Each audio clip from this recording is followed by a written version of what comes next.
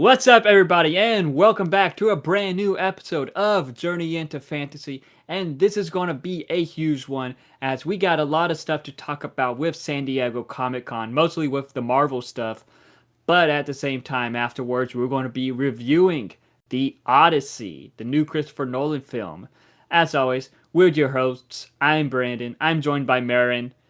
And yeah, let's journey And into yeah, this fantasy. Journey into Fantasy Odyssey episode, and I And guess San technically the Diego San Comic Diego Con. Comic Con Yes. episode, which we could jump right into that. That was a crazy San Diego, event. It wasn't as crazy as like ones before I've heard, Yeah, but I agree with that. we got a character that we've been waiting for a while Yeah, announced, but we'll and we'll get get into into the that. But Marvel stuff in a bit. No, I guess first we can like dive into some video game stuff and really the stuff that I've seen that circulate a lot from the San Diego Comic Con regarding games is God of War. ooh, God of War, yeah. That's the God of War Laffy that's focusing on Kratos' wife. That will be released February 16, 2027. So that will get a physical game release. Physical, yeah. I saw all the memes about it. Actually, I'm gonna put this chicken tender down because my hand is hurting. I didn't think how hard this was gonna be. Put this on my shirt. Okay. Anyways, But yes, you heard that's also, gonna get a physical release. no. What also got released recently was Halo Combat Evolved on PlayStation Did 5, that get released which actually is now? Or is it coming soon? I think it's released. Let me make I've seen sure. stuff I saw about people it, but I playing don't it. know. Let's see, Halo Combat Evolved. Oh, what? No, that's 2001, No, man. 2026. Just look up Halo 2026. July 28th. So it officially comes out Tomorrow. tomorrow, but Some people, you get the access, like if you buy the premium edition, I think. or some So people the people get that, early access to Mhm. games to play and review them, sell them off, stuff like that. Yeah. No, So I've seen a lot of people reviewing it, and it's crazy to see a Halo game on PlayStation. but with the back to God of War, it does seem like a new God of War game accidentally got revealed because when talking about it, Accidentally? I think it was more on purpose, but I'll get to Yeah. it because when talking about the Laffy game, he was the guy was like, yeah, and we're also making a God of War game to tie into a new God of War to tie into it. And he's like, oh, I probably shouldn't have revealed that. So Damn. probably Okay. so I'd say accidentally because he probably like said it on purpose, was like, oh, I shouldn't have, but like putting it out there, we're definitely getting another God of War game. Who knows when? Most likely So won't be it's a in physical the release though. yeah. So why not? It's 2028. Yeah, it'd probably be 2028 till we get that. That's But crazy. I did see that. I mean, I not see, but so after 2027, it's gonna be a bunch of God of War because we get the is it Lafay or Lafaya? Laffy, We get her game coming out. Lafia, we I get think her it's game Laffy. coming out, Yeah, and then we're gonna get that one tie-in the next Kratos game yeah. that ties in with Lafia, Good. and then we get the remakes of like the old Yeah, the games from the remakes, PlayStation era, which is the also original it hasn't trilogy. been like there's no announced date, but the next couple years is gonna be a bunch, and then we get the God of War show, which that's gonna Yeah, probably be delayed now again yeah, like with what happened with the actor. yeah. So Ryan Hurst was no. This kind of does tie into our Odyssey review because he was one of the actors in the Odyssey. That's right. I did. Like, I was watching. I was like, is that Kratos? but like no, with Ryan Hurst, So he he could tore his pull off. bicep, He could pull off Kratos. but yet he tore his bicep. And this Yeah. was after 4 episodes. Like they filmed 4 episodes already. He was performing a stunt, right? Yeah, Am he I was correct? performing He a was like doing stunt, a and stunt. he tore his bicep. So, and like this was back in June, and then recently, well, 2 weeks ago, it was revealed that he will about like how everything got revealed and like how bad the injury is, and apparently Amazon's like has decided to recast him, which it sucks for him. I thought he was really good for the role, Yeah. and with what we saw of Oh, him in the it's Odyssey, it was like, oh, that he would have been perfect. He looks the part. Like, and for Hmm. sure seeing him in the Odyssey, I'm like, oh, He he looks gained like 40 pounds of muscle too. So now they're dang. sadly They're gonna have to recasting him recast because of now who plays, is it Atticus, right? That's the son. the Atreus, Atreus, something like that. it's close enough. Well, it's like, But yeah, because he's a kid and he's gonna be yeah. growing up pretty quick. So, Kids grow up fast, so they're looking and for a new actor until I think a bicep September, injury is probably gonna like like an about a injury like year. that severe. Yeah, So it's, so it sucks. Maybe they could yeah, like introduce him in the future as a cameo. yeah, But just to think, like in the future, like years after this is all over, we're gonna be sitting here thinking, like, damn, what if that actor never got his bicep ripped? yeah. Like we have with other movies. I'm sure, like I don't know any examples off the top of my head. Maybe you do, of Like actors that were in a role of a movie and then due to an injury or due to like a death of a family member, something that caused not him to like just not an finish that injury, role. not an injury, but with Wolverine, Doug Yes, Scott was originally cast as Wolverine, but he was he's in filming. what would people know him from? He was the bad guy in Mission Impossible 2, Okay, but he was filming that movie at the same time, and he wasn't able, like, due to scheduling conflicts, Tom Cruise wouldn't let him go film X-Men, so they got Hugh mm, Jackman as like a last minute replacement. So that's like a perfect kind of like what if Doug Scott actually got to be Wolverine instead of Hugh Jackman. Wolverine. He would have gotten all these spin-offs, be teaming up with Ryan Reynolds, stuff like that, instead of Hugh Jackman. So that's just a crazy what if there when it in regards to The only that. one, another one I was thinking of. It's not really like the actor's fault, but it was more like the production didn't like. Just wanted to go somewhere else. The Back to the Future, Yeah, Back to the the Future famous one. too. Yeah, that's a big one for Back to the Future. So But yeah, it's just you see what could happen, and it's sad for this actor. yeah, Ryan Hopefully Hurst. he has some say. He probably is not gonna have any I say, but am like maybe pretty he gets like sure. involved I'm pretty for the sure future they of like Kratos. true, but I'm pretty sure they like bought him out his contract and stuff. Which sucks, but shit happens at the same time. But Is it no. kind of rude? Is it rude or is it weird to say who your predictions are then? I don't know I don't know because Christopher Judge he doesn't want to do it. He's like I don't want to put in all the hard work and exercise and all that. Is there anyone in your mind that you're like maybe this guy would work?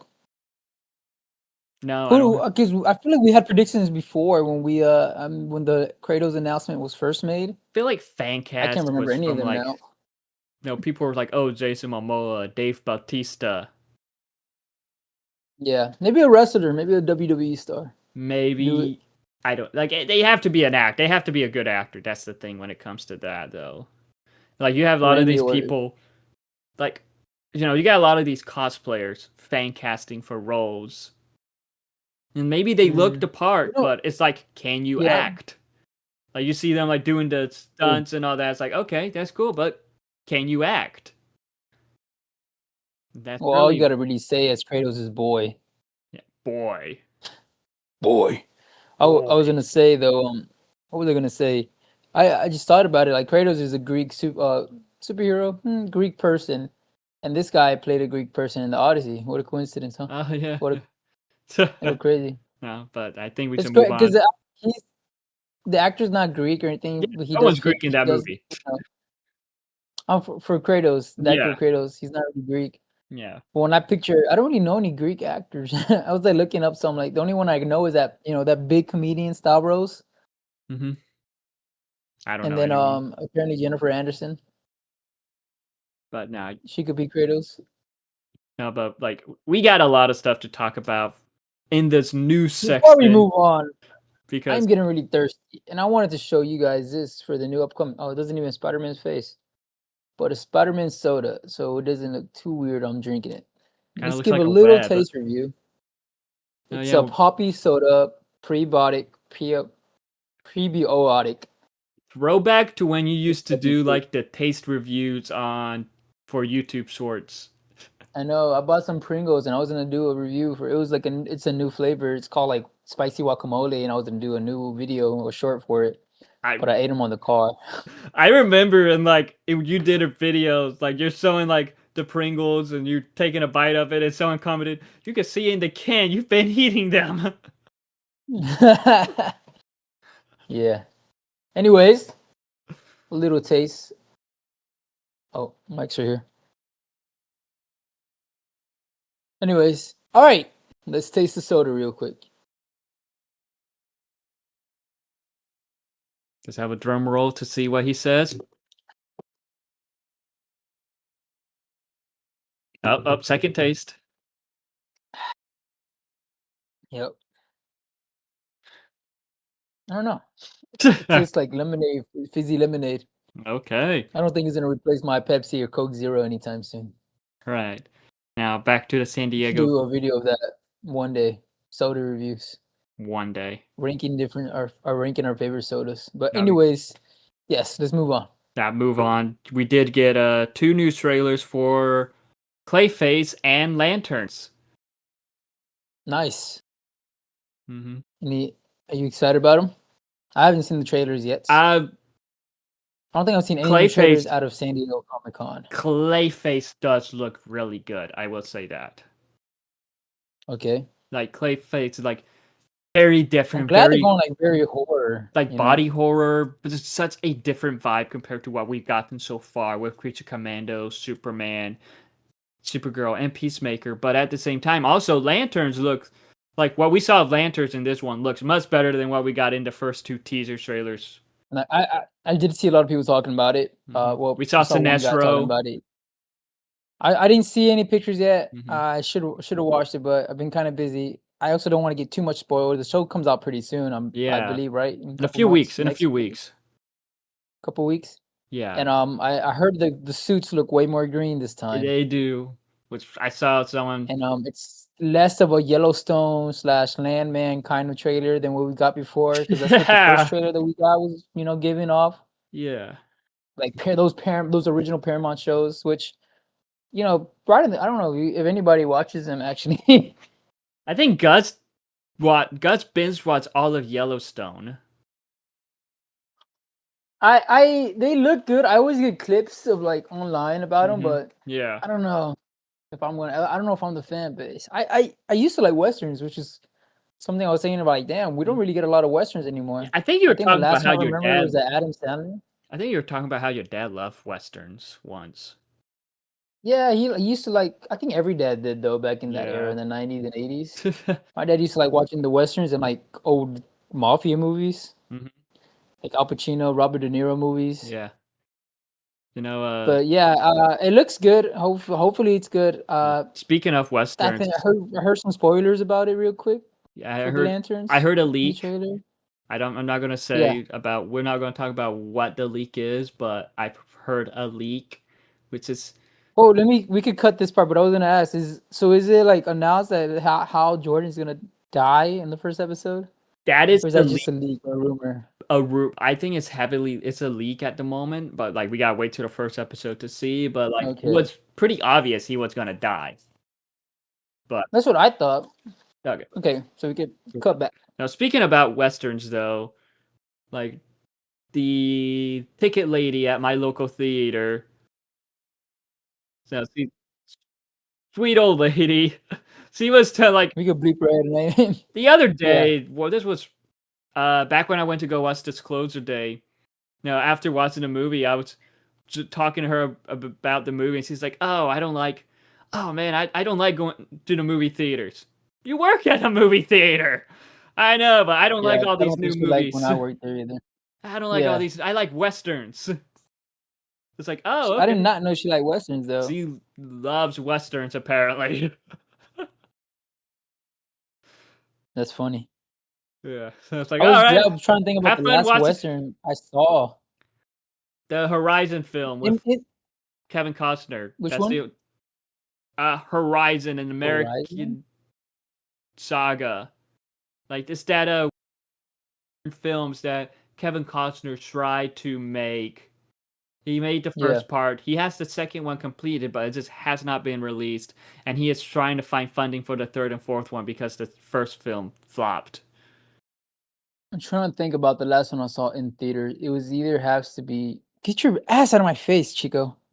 His cat is Sorry, my cat being needy. jumping on me, putting his butt in my face. Anyways, the last Western movie I had to see in theaters, it's either gonna have to be, and I don't know which one, because I get like in my past, I really get theaters and like TV confused a lot. But I would have to say it's either Cowboy versus Aliens or the one with Chris Pratt, which is Magnificent Magnificent Seven. That Seven. with Chris Pratt and Denzel. That one's.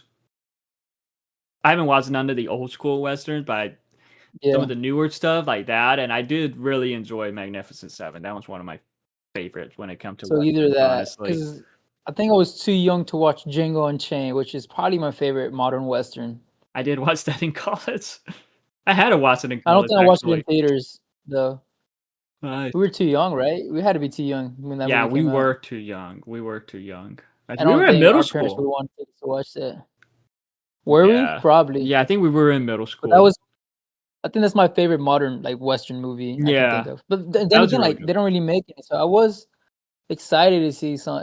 I mean, one day hopefully we get like a modern Western movie. Yeah, superhero themed. I think Thanos did one.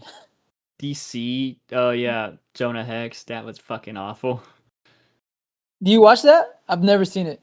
I saw people review it, but I've never seen it. I reviewed it. Really? It's bad. Like back in like November. Bad. Back in November, I was reviewing a lot of the older Marvel and DC projects. Right. That was one of them. This was my second time watching it, and it's bad. I consider it one of the worst comic book films. Is it DC's worst? Is it worse than Catwoman? Yeah.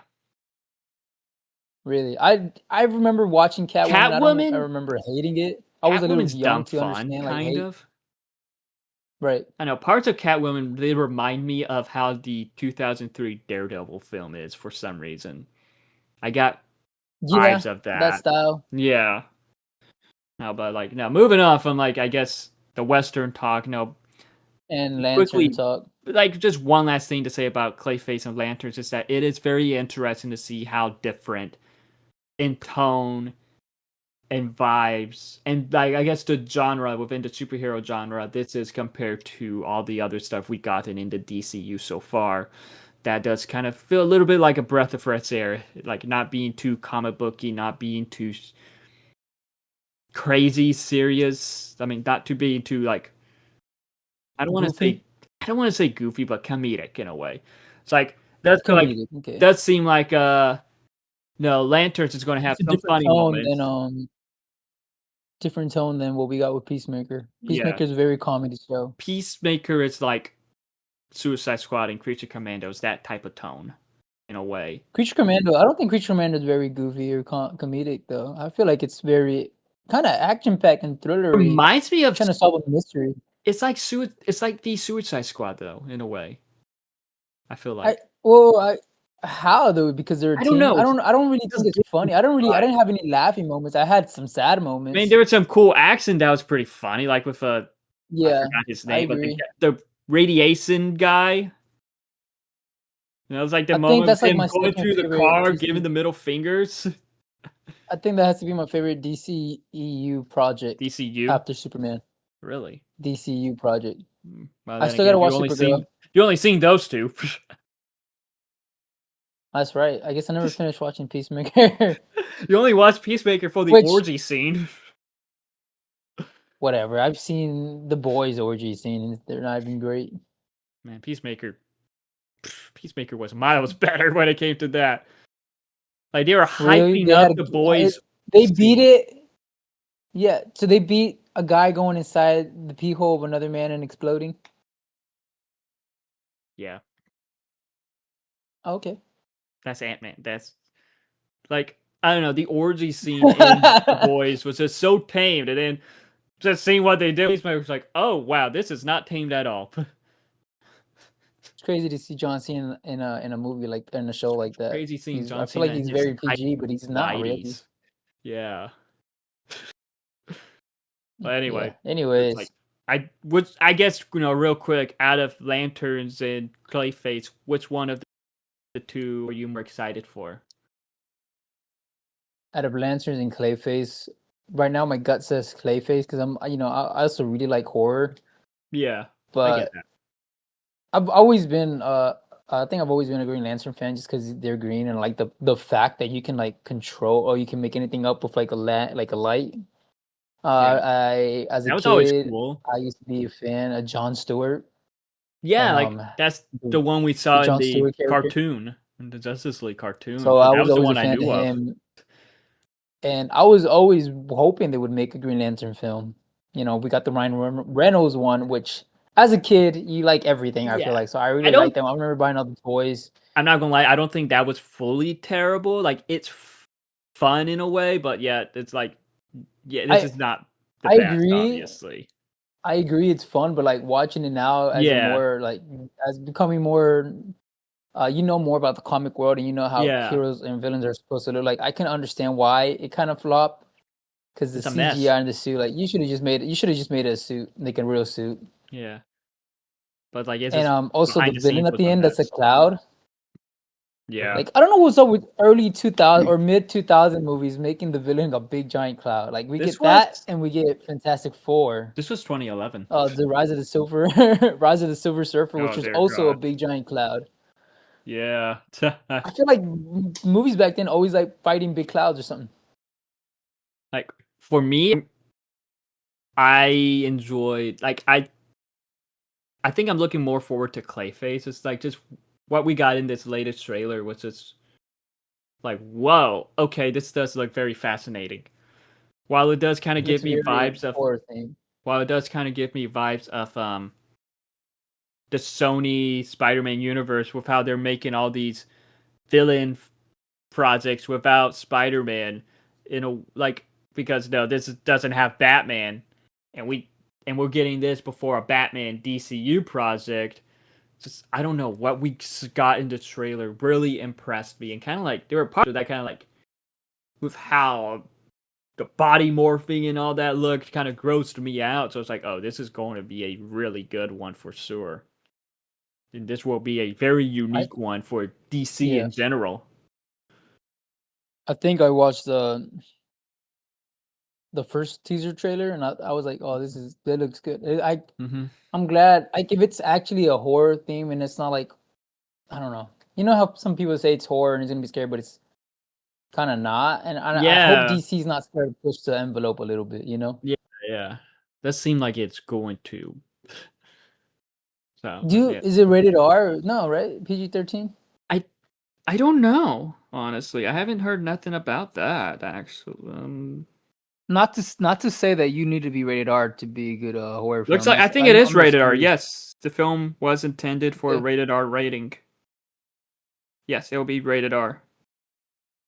Okay, that's going to be very fascinating to see. For for You sure. like Cause cheese, Brandon? queso? Yeah. Yeah. Oh, put it through the camera. I'll take it from the other side. I don't think you like feta cheese. I don't know what the hype is that is. I like Anyways, cheddar yeah, I cheese. hope do you have a is it have they're saying this is like the first horror comic book movie? Is that true? Has there ever been a horror comic book movie? Blade. Never seen Watchmen, but I don't think that's a No, horror. I think Watchmen that's just isn't. more I wouldn't say brutal. Watchmen is horror. Blade, Yeah, I'm trying Constantine, to think. That's not horror. That's more supernatural, but like that's what still. I'm worried. Is it going to That be leads like in the like horror genre though. That's in the horror genre. Werewolf I by guess Night, that's more like dark. but that's not a movie, but still. Yeah. Is that what they mean though by horror? Is it just going to be like dealing with dark elements? Pretty much. Like Because we well, don't really get jump scares from with this Blade I and like Moon Knight and all that. Ghost Rider. Yeah, yeah, there was Ghost Rider too, Oh, but that was pretty creepy. when they say horror, this is body horror. So just the body stuff. What we see the body of the body like the by face melting shit like that. It reminds me Yeah. of a kind of Substance. Yeah, that's what many people Have you are seen that one comparing it yet? to. I haven't. I've heard many good things about it, but I just haven't watched it. Remember we were watching it. I fell asleep. We were watching it here on the couch, and I fell asleep, and I woke up, and Hannah was like hooked. She was like completely hooked on the movie. It's for you and Gus always falls asleep during movies. Yeah, it's hard being a hardworking man. Yeah, sure. But anyway, I guess enough with the DC talk. Let's get into the part of the San Diego Comic-Con news that it's really the big stuff. As Marvel, while it wasn't as big as a presentation as we've seen with the with their 2019 presentation, we did get revealed a lot of good stuff. As at first it started off with an Avengers Endgame Encore trailer, which it is said that it will include an exclusive look at Doomsday. I think maybe we'll have like a few Did new you get scenes. tickets to that? I don't know if that Doomsday. The Avengers Encore. No, I don't know. I don't know if tickets are on sale yet. Honestly, I thought they announced the sale when they released the Doomsday trailer. I don't know. I saw people buying them. I know Doomsday. Are you gonna go? Are you gonna try to go? I'm gonna try to go. Let's go together, bro. When is it? Is it like during the week? It's in September. It's in September. We should try to go because, like you said, I heard it's gonna be like a new opening and supposedly a special scene of Doomsday, which is exciting. Yeah, I've seen people complain. Might change a couple of stuff around. Did you hear about that? I've heard, which I know people complain about it, but at the same time, it's like we've seen people do this all the time with like George Lucas is a good example. He was constantly adding and changing stuff with the original Star Wars trilogy for years, so it's like it's nothing new. If they're going to say something, it's nothing new. If they're going to add something, I think it works. In my opinion, I think it works with how this new movie Doomsday and how the multiverse is just coming out. I think it works because they're going back. Some people are gonna go. Captain America went back in time and changed some stuff. Yeah. So I'm thinking like, oh, maybe it works because there's some stuff that got changed. Loki's been messing with the timeline, so they can like say, they can make both movie technically canon. Yeah. In a way. You know what I mean? Yeah. I would kind of agree if like the directors just went back and just changed stuff and it had nothing to do with the new movie. It was just to add some special effects or whatever. Yeah. I wouldn't hate it, but I can understand. But like this one, like this kind of makes sense if we're dealing with like time and multiverses and stuff that's happened in your past, changing the future. Yes, I get what you mean. So I mean, we got to see how it turns out. Maybe it's nothing crazy. Maybe it's just a little cameo from Doom itself. But I'm excited. Hopefully, it is something crazy. Yeah, I'm sure. I mean, at the end of the day, it's just a marketing ploy. Yeah, of course. Yeah, but like moving on, like this is the first big reveal though. Ryan Gosling got announced as Ghost Rider, as they're making a Ghost Rider movie for 2028, as Sean Levy will direct it. Sean Levy, he did Deadpool and Wolverine, and he's recently, it hasn't been released yet, it releases next year. It's the new Star Wars Starfighter that has Ryan Gosling in it. So it's like, I gotta ask, what is your thoughts on this Ghost Rider film with Ryan Gosling? Yeah, I saw the rumor. We got a rumor. I saw the rumor about Ryan Gosling being Ghost Rider for years now, for about a year or two now. He said he wanted to do it. I was always like, it'll be cool. I was always like, it'll be cool, but I'm like, we've seen this rumor with other actors like Keanu Reeves. Yeah, we've seen fan cast for Keanu. And so I never took anything like, I was like, Norman Reedus. I was like, I never thought it would actually happen until we get like actual confirmation. I never guessed it was gonna be announced at San Diego. Yeah. I was thinking like, okay, we're gonna if we get a Ghost Rider movie, it might happen like after Doomsday. Yeah. For like the announcement. But I think I like Ryan Gosling. He does a great job. I would love to see Ryan Gosling and Ryan Reynolds. Just like you say, the two Ryans. They were technically, I don't think have they ever done a movie together? No. Yeah. I don't know if they might never do it, but Yeah, there are people complaining. It wasn't announced he was playing Johnny Blaze. Though, yes, right? It hasn't been announced. If they just said Ghost Rider. This is a Ghost Rider. It hasn't been said if he's playing Johnny or Danny. And Kevin Feige, he was asked about that, and he's like, "Oh, I'll let Ryan reveal details when he's ready to." Because with Danny, Ghost Rider, which one is which? Danny Ketz. Johnny Blaze is the original. Danny Ketz is like the brother. Okay. But like with the movie, it was said that Ryan Gosling, they had meetings on and off, but like it never really got to anywhere. And then he got an idea, pitched it to Sean Levy. Sean Levy got on board, and they pitched it to Marvel together. And Marvel was like, "Okay, yeah, that sounds awesome. Let's make this." But I do want to say, I hope this doesn't become a Blade situation. Yeah. But Yeah, I agree, man. Because uh, wasn't the original plan supposed to be like a Midnight Suns with Ghost Rider and Blade and Moon Knight and all that's this and that? one that's an room that's been rumored ever since we got Werewolf by Night. I feel like, Yeah, and yeah. but like when it comes to like So no, but with Blade, it's like they had scripts ready, and one time they were about to film. No, this was supposed to like take place during slavery times, less accident and all that. They were about to film, then all of a sudden they scrapped it right before filming, sold the costumes and sets to Ryan Coogler so he could use it for Sinners. yeah, I heard about And that. That's why all the suits, all the costume is from Blade. yeah, but so it does make me wonder if it's not Marvel, but if it's Mahershala Ali just denying, like not agreeing with the scripts, wanting it to be something more than what it needs to be, and they just cannot get it right. Because it's like they were about to Yeah, film, and then all of a sudden just scrapped it last minute and just reworked the script.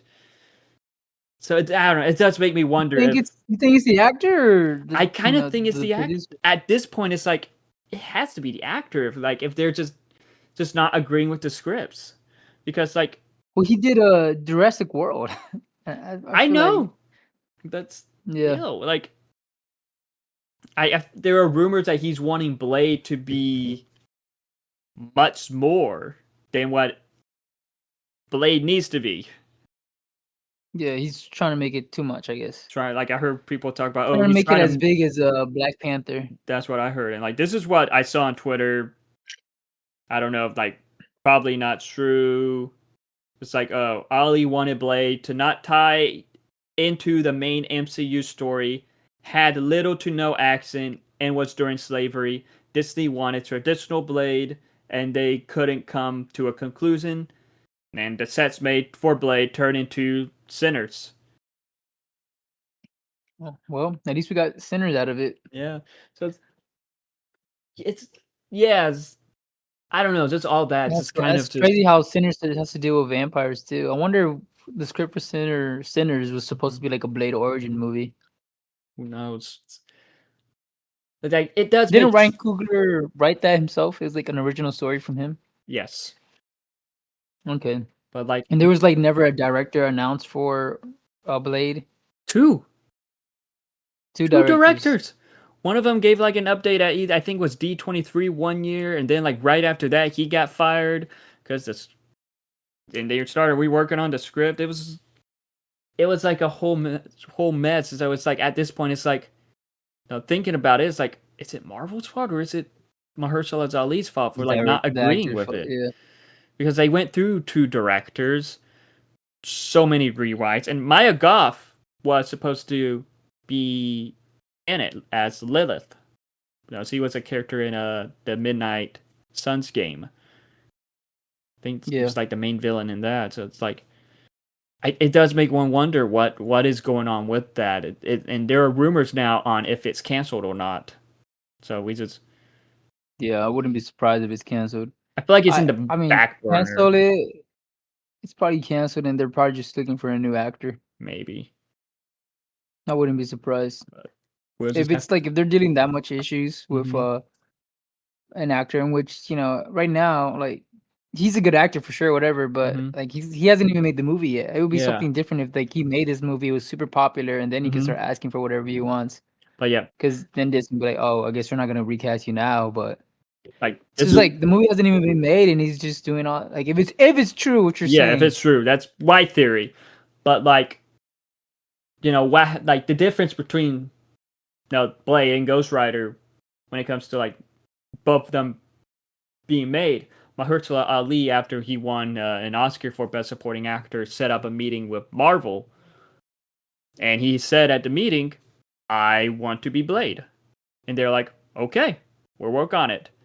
While Ryan Gosling made a pitch. No, Ryan Gosling and Sean Levy, they made a pitch for the Ghost Rider movie, and they pitched it to Marvel. So they know the movie they want to make. So that they went. You're saying like they went through like the traditional like auditioning and pitching like hey not really we auditioning, just like they put their idea of the movie and they just pitched it. They're like, hey, this is what we want. And you're saying this is our idea. And you're saying the guy that plays Ali, Mahershala Ali, just like told him, hey, I want to Mahershala Ali saying, hey, I just want to play Blade. I want to be Blade, and they're like, all right, you got it. Is that true? Is that like a rumor you've heard? No, that is true because after they announced Blade and with Mahershala Ali, he was asked and he said, after he won his Oscar, he came, set up a meeting with us, told us, and we're like, okay, let's make it happen. Okay. And it never happened though. Well, Eternals for one voice line. That's it. Was that actually? That wasn't even him, right? That was him. Was it him? That was him. And that's it. So. Well, at least we got Blade in MCU for a little bit. Yeah. The better Blade. The one that wouldn't want to open his eyes for a movie, supposedly. But moving on from the Ghost Rider talk. No, right after John Bernthal, he pretty much crashed the stage and showed footage of Spider-Man Brand New Day, of Spider-Man and the Punisher fighting Smart Hulk before he becomes Savage Hulk. Right. I guess there's some leaked footage of that, and it looks really cool. Looks good? Looks good. I saw a little bit of the leaks. I'm trying to stay away from spoilers. I don't know I didn't know he crashed it, jokingly, but that's funny. But what's funny if it's like, it's like I've been seeing memes of it. It's like, next time the Punisher and Daredevil, interact with one another, Punisher's probably going to be like, oh yeah, I fought a Hulk. And Daredevil's going to be like, huh, I fucked a Hulk.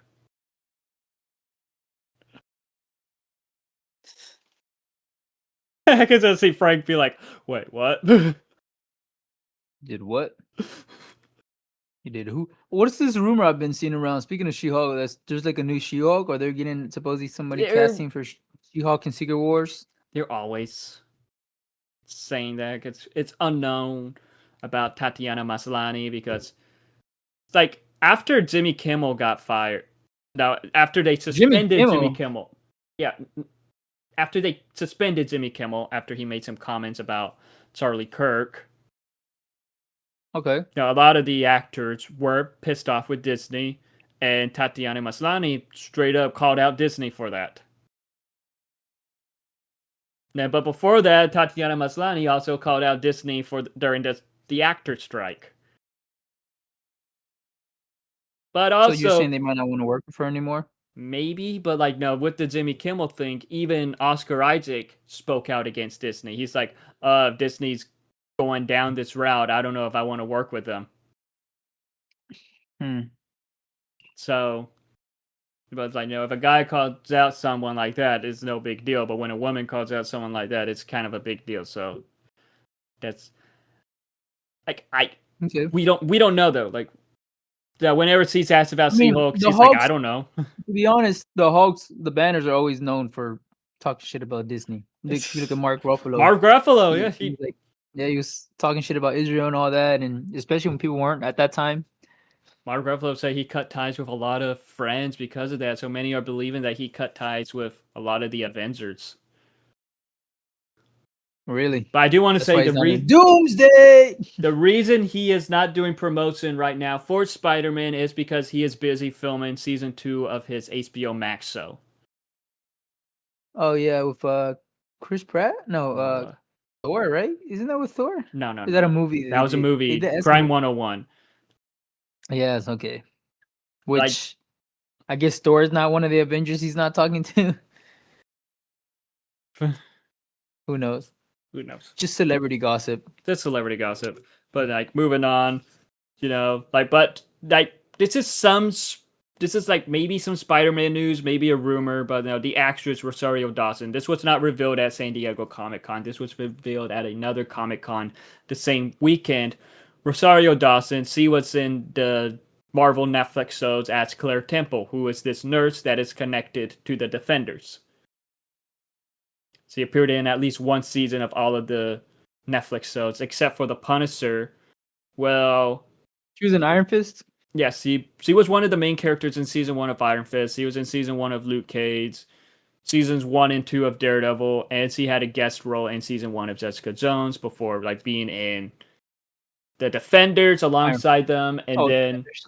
She was written off during season 2 of Luke Cage. You think they were trying to make her like the Nick Fury of that? She was pretty much the Nick Fury of the Defenders. Okay. She brought them all together pretty much. But okay. Like there were rumors of her reprising her role as Claire Temple in Spider-Man Brand New Day because Claire is a nurse. And I think in the comics she's known to be one of the night nurses who takes care of the vigilantes. Right. While she revealed at this comic convention that she got cut from the movie. That her scenes got cut. So it might just be a cameo. OC is just not going to be in it completely. But there were heavy rumors about her. There was another, I think in the last Spider-Man movie that they cut, another actor they cut, right? No, it was Fantastic Four. Yes, John Malkovich. They put him in the... He was in the trailer. Deleted scenes? I don't know if he was in the deleted scenes, but I remember he was in the trailer. John Malkovich. And he was just cut. And he was cut from it. But sucks. He's supposed to play like a red orangutan, something like that. Orangutan man. Yeah, something like that. Who's in charge of the orangutan man? Who's in charge of the orangutans? Red Ghost. There was like a whole scene or something? Red Ghost. Yes. So... Yeah, is it just for time, or is it just because what was there like any reason she gave? But then again, this is Sony, not Marvel, so or it could be fully the director or Tom, who knows? But I feel like maybe I saw people like, oh, this has test audience written all over it, not knowing who she is. So it's like, okay, probably, but that's disappointing. But we'll have to wait and see if she's actually fully cut or what. Right. Interesting. But no, moving on. Afterwards, after all that, the Doomsday cast, they came out. Well, most of them, not a lot of them, because Sebastian Stan, he's busy filming the Batman Part 2. Florence Pugh is busy doing something else. But some of the Avengers Doomsday cast came out, and they showed new footage. But, no. As doing that, a certain Merc with a mouth crashed asking a question. Who? Shit, you're frozen. We all seen the video by now. Yeah. Ryan Reynolds crashed the panel. We've all seen the video. Well, it's funny. Like, dressed as Gene Pool. Venom Pool, but at the same time, it looked great. So it did seem like I was thinking he was teasing X-Force. That's what I thought at first, and then it was all the theories about people saying it's supposedly teasing Jean Grey. That's denim. It's gray denim, pretty much. But it's funny. He asked Paul Rudd, why was Thor crying? Why was Thor crying? And then talked about, so is this like, this is a weird way to announce a movie? And they're like, oh, we're done filming. And he's like, so no reshoots or none of that for other characters? Yeah. He said, I think his quote was like, this is an expensive way to market a movie or release a movie. To announce a movie. And he was like, is there no additional photography? Any other scenes to be shoot? But one of the Russo brothers did say when he said we're still filming until until they pry it out of my hands. We're gonna be editing, filming until they pry it out of our hands. So that lets us know that breaking up. You were like breaking up. That lets us know. Shut up. I'm just kidding. You were breaking up too. As I was saying, the Russo brother did reply to Ryan Reynolds when he made that, or to Deadpool, saying like, we're going to be editing and filming this until they pry it out of our hands. So maybe they're still adding some stuff. I think it's kind of like people that aren't casual movie fans kind of know that. Yeah. I don't know about Deadpool, but we all kind of know there's other surprises. Like We got Toby announced. Well, Leaked, rumored Toby. Rumored. We got a Hugh Jackman's rumored. Wolverine. I still think Doctor Strange is supposedly in it, but it's gonna be like a small cameo at the end. I think he's gonna introduce Secret Wars to us. Yeah. I don't know about Wanda. But Wanda's we get that Vision Quest movie coming out. Vision Quest coming out soon. Which now, as of today, as we're making this podcast, they did announce they did show off 2 of the Funko Pops, so in Vision and Ultron, half in their human form, half in their android form, and those look pretty cool. But it is said that while Deadpool isn't in Doomsday, there will be some Deadpool news soon. But at like a Fanatics Fest in New York City recently, they did announce, like, Ryan was there and he did mention that there will be another Deadpool film soon. Yeah, that's cool. I'm like, I thought this last one was like, he was like saying this is gonna be my last one, but they always say that. They always say that. So that's cool. With what Ryan, it's gonna be. But with what Ryan did at San Diego Comic-Con, showing up dressed up as Deadpool, that's I want so him cool. to like, do imagine that. Taking pictures, man. But that is so awesome. Like, just fans like not knowing. And one fan I saw say that he had a French accent. Oh, when he was taking pictures with fans? He was taking people with fans that they had no idea was Ryan. But no, I want Ryan to. Dude, that's so cool. Have you ever taken a picture with a cosplayer? Several cosplayers. You would have missed out, man. No, but it's like when it comes to like dressing up as Deadpool and showing up at these events, I want Ryan to do more of that. D23 show up at the premiere of all these Marvel movies, like in his Deadpool outfit. I was gonna say he's like really tall compared. Like I was seeing the pictures online and all the posts. He's like 6'4". He's like towering over these fans. Yeah, he's like tall, bro. He's taller than Wolverine. Anyone's tall. Comic book Wolverine, he's taller than Hugh Jackman. Yeah, that's like about the same height. Or they're about the same height, I think. No, but like some of the footage shown and some of the stuff that they talked about with Doomsday pretty much revealed Reed and Doom's rivalry, with Pedro jokingly being like, "Oh yeah, they're besties." Well, yeah, that's kind of weird. Yeah, because one of the plots that are rumored in this movie that Doom starts off, as like a good guy, and people don't know, or the Avengers don't know he's evil or bad.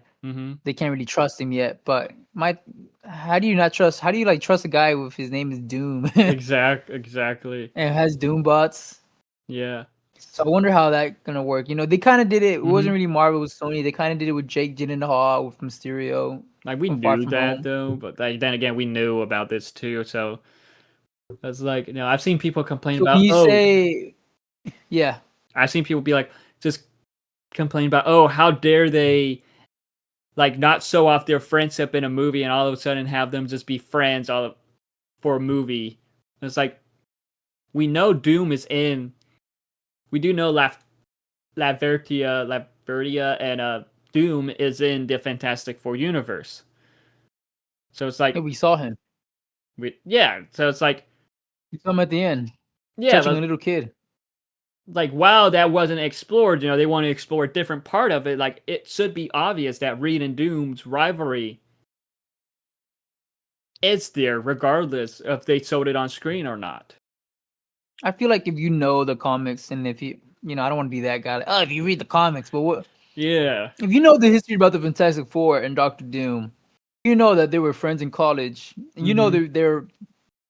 And it's a movie. Like, I feel like they're gonna explore it in the movie. Like, they're gonna give like a little exposition saying, "Oh, I just spit there." They're gonna give a little exposition, probably just saying like a little quick backstory. Like, yeah, I mean, Victor went to college together, and they were, it was a intelligent rivalry. Yeah, I don't think there has to be a whole movie explaining it or the origins. That's why this new Fantastic Four movie that we got didn't do that. Wasn't an origin movie. It was just like a movie. Like, they didn't want to copy the 2005, like, no, or the 94 one, 94. Like, they didn't want to like, okay, they already did their thing with Doom being involved and all that. Let's do something different. Let's focus on the team already being a team, which and stuff like that. Did you ever watch that? Did you ever watch the one from the 90s? Yes, it's on YouTube. It's not good quality, It but was a still. little, yeah, but it's a little weird that Reed Richard was Older, like dated Susan. who was a Yeah, student? because Who was his he was a college student? student. And he was his He was a college professor. student. He was a college student in the movie, and then he Mm-hmm. goes to I don't know, he goes to Storm's house for some reason. Mm-hmm. I don't know what he's doing at Storm's house because He's friends with Storm Johnny. and He's friends with Johnny. That's why I think. well, Johnny was a kid too, though. They were both like little kids. They were both like little kids, like in their not even in high school. And Reed is like in college. Yeah. And then the next scene we get them together. He goes back to the house, and we see Susan walking down the stairs as like an adult. And Reed is like, "Oh my God, you growing up so big or whatever." I just thought it was weird. That was weird. I'm so glad they didn't keep that in these new movies. Even though Pedro is like 20 years older than Vanessa Kirby, but still. Yeah, but they're adults. I'm sure he didn't meet Sue when in college. She was a fucking baby. Yeah. In an interview with the cast, they were like doing interviews afterwards.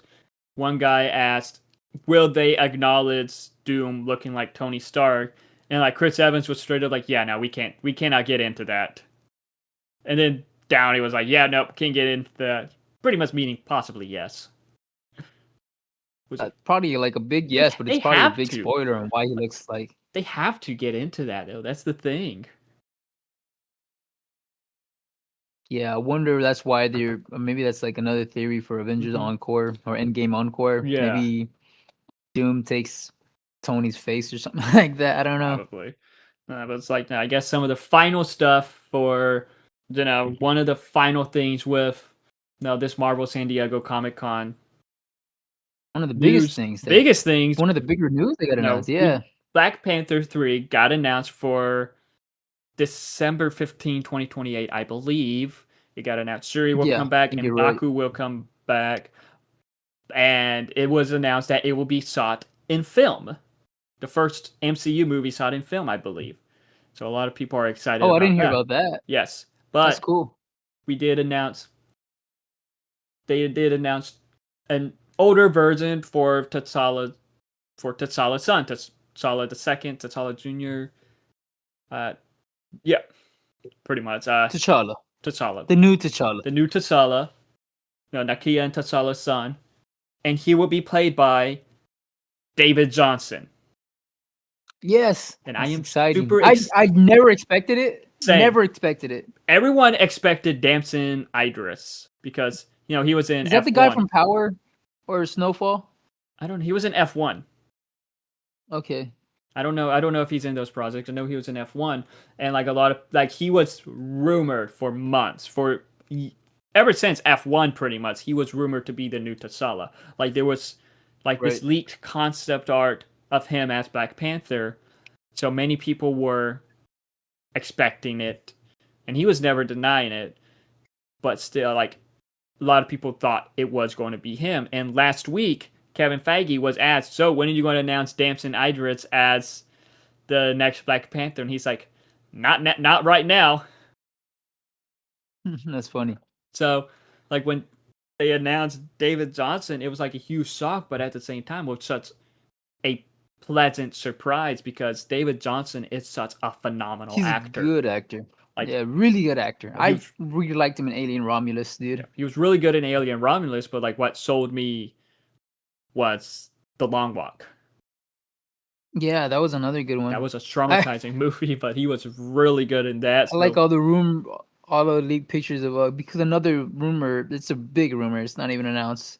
It's Cyclops is being played by the actor that was in The Long Walk next to him. Cooper Hoffman. So I see all the memes about them. Yeah.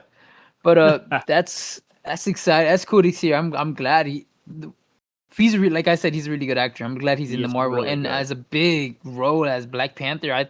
If anybody could pull it off, it's probably it's him. Hopefully, it's him definitely. If this other actor really is the same actor I'm thinking about, he's also really good. But Damson Idris I'm really glad they won.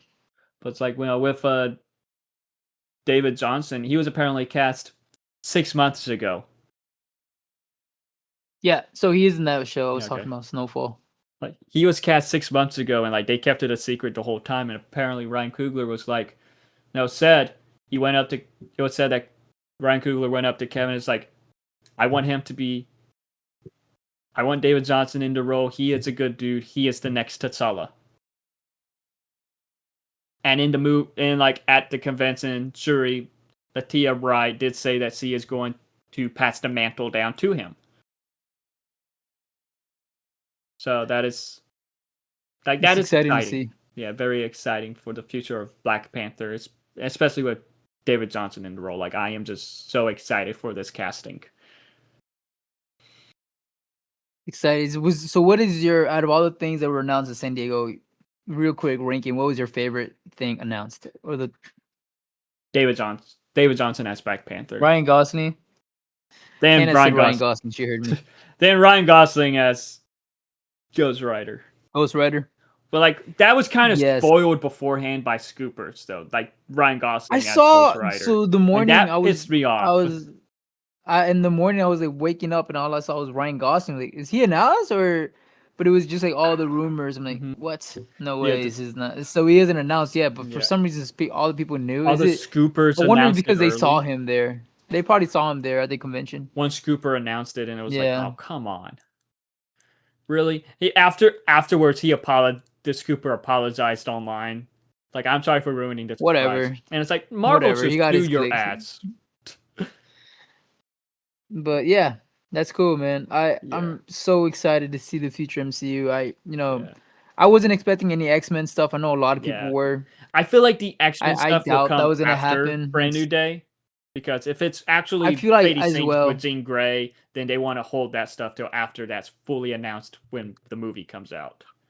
I agree, and also my thing is like they have all these the old X-Men still in, like they're still promoting Doomsday. So why would they announce new X-Men? Yeah, they want the fans or they want the TV, the cat. They want people to like think like, oh, these X-Men are our X-Men for now. Yeah, exactly. It'd be kind of rude if you just announce like a whole bunch of new X-Men replacing you. As you're still in the role. Yeah.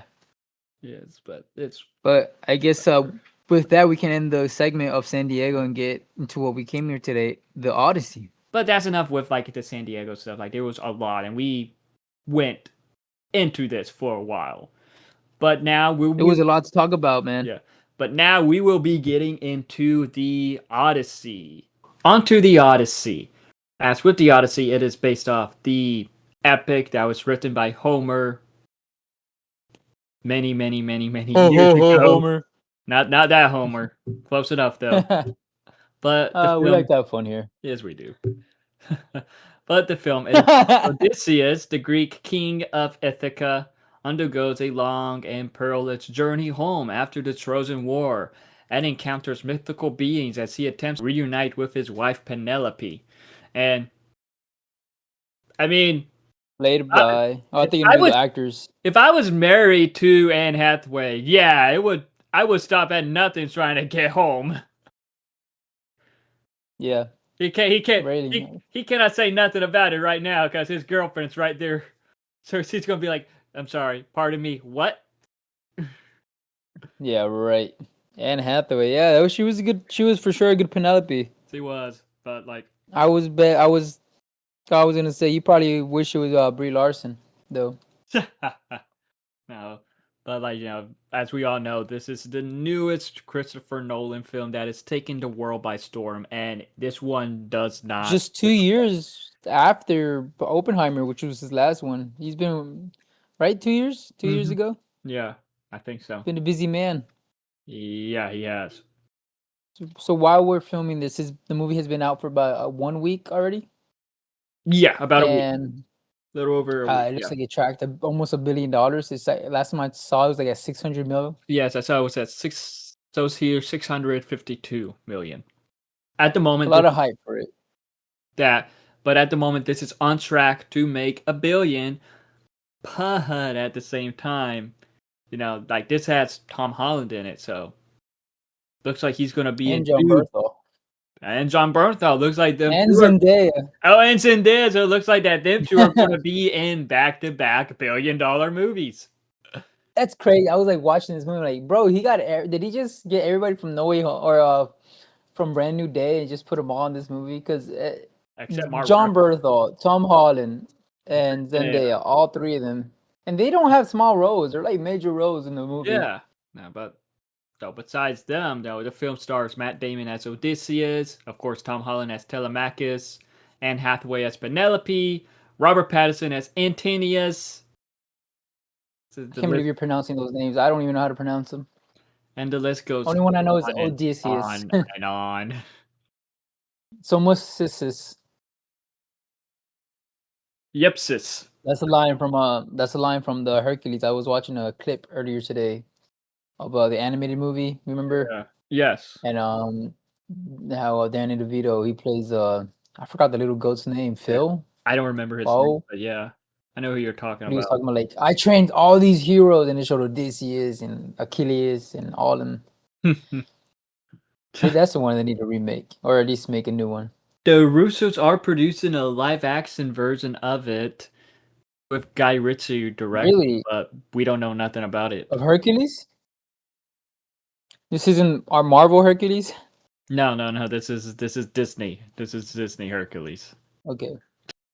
But it's like, I think, getting back to all the Odyssey and Greek mythology in general, it's just I thought it was pretty great. When we went on a random Tuesday, and it was still pretty packed. It was hard to find seats. I went on Thursday, and it was still pretty full. Like, me and my cousin, we got there early, and it was the week after, not the Thursday it came out, right? You went. No, this was the week after. This was the week after, and like it was still like a packed theater. Like, while we got there early to get good seats, it still ended up becoming more packed as it went on.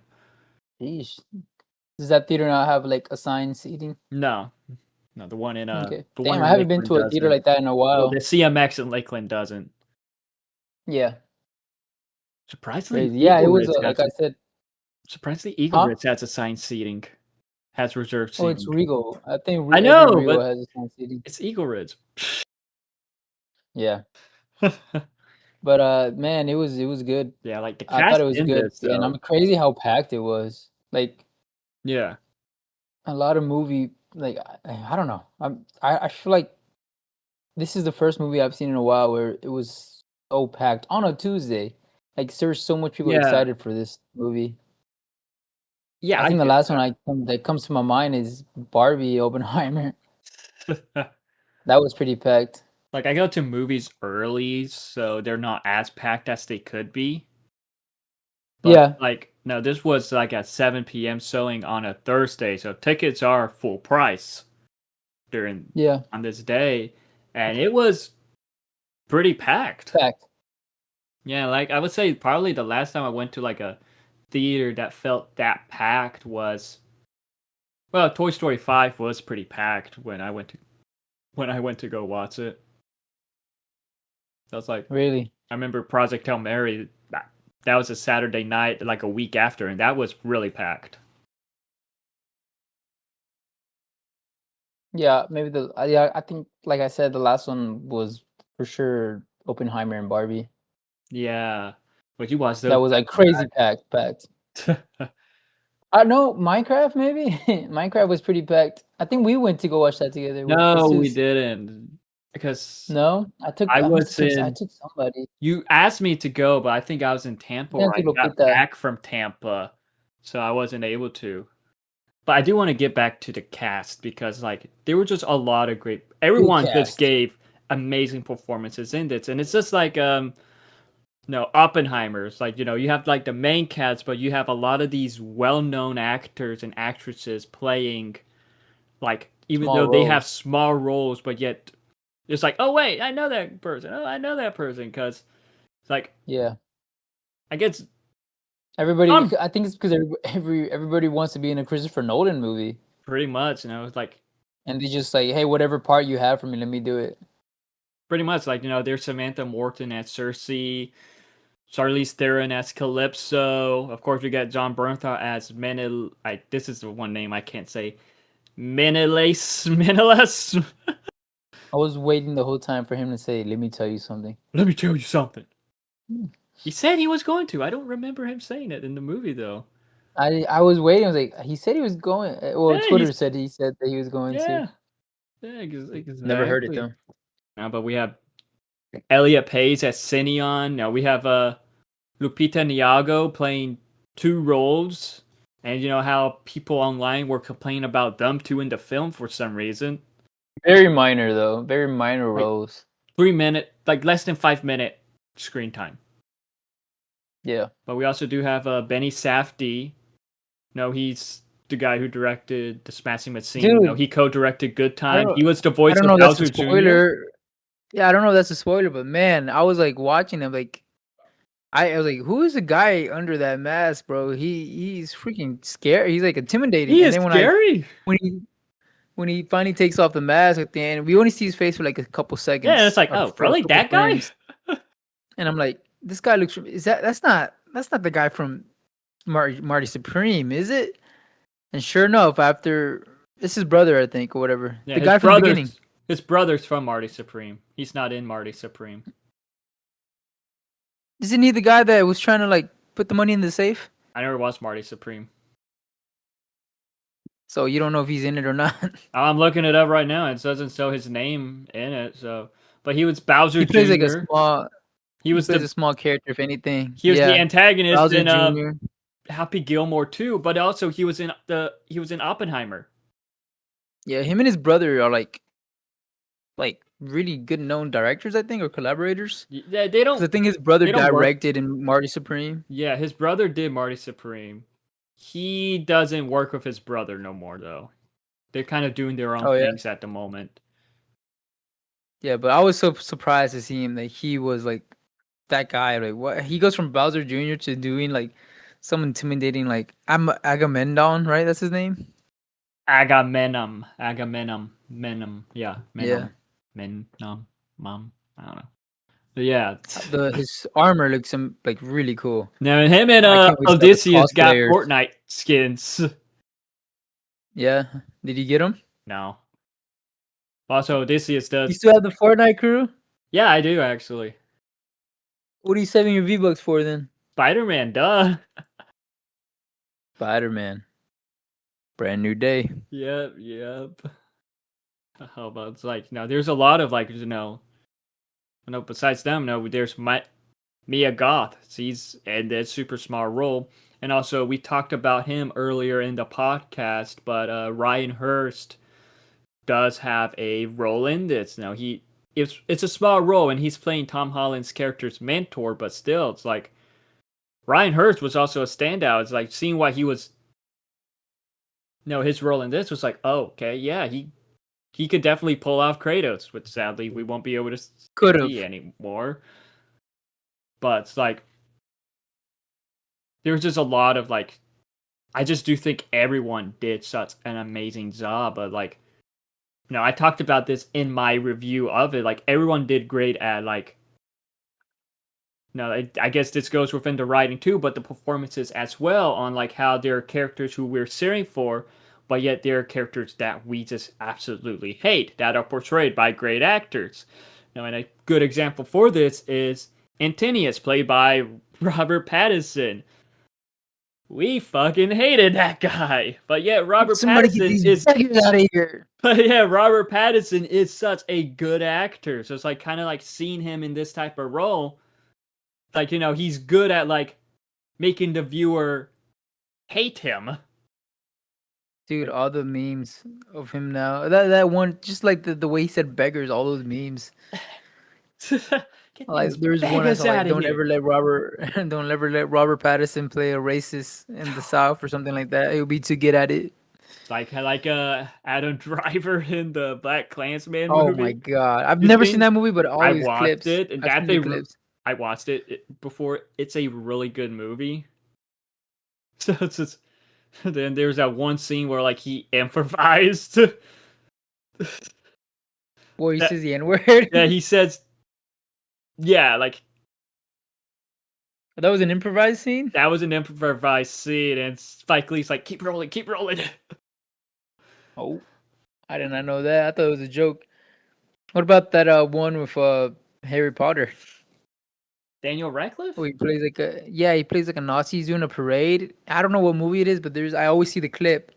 And he's like doing a parade, a Nazi parade, and there's I guess his like black friends telling him, "Hey, what are you doing?" And then he just says, "Shut your fucking mouth, you dirty!" And then says I that word. I don't know about Have you that never one. seen that clip? I never seen that one.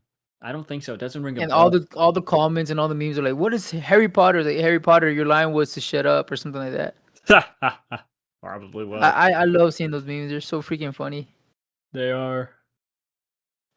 It's like, I've seen people arguing left and right who gave the best performance, who gave the weakest performance. I've seen people try to be like, oh, Tom Holland gave the weakest performance because Telemachus was weak. But yet, I thought he portrayed.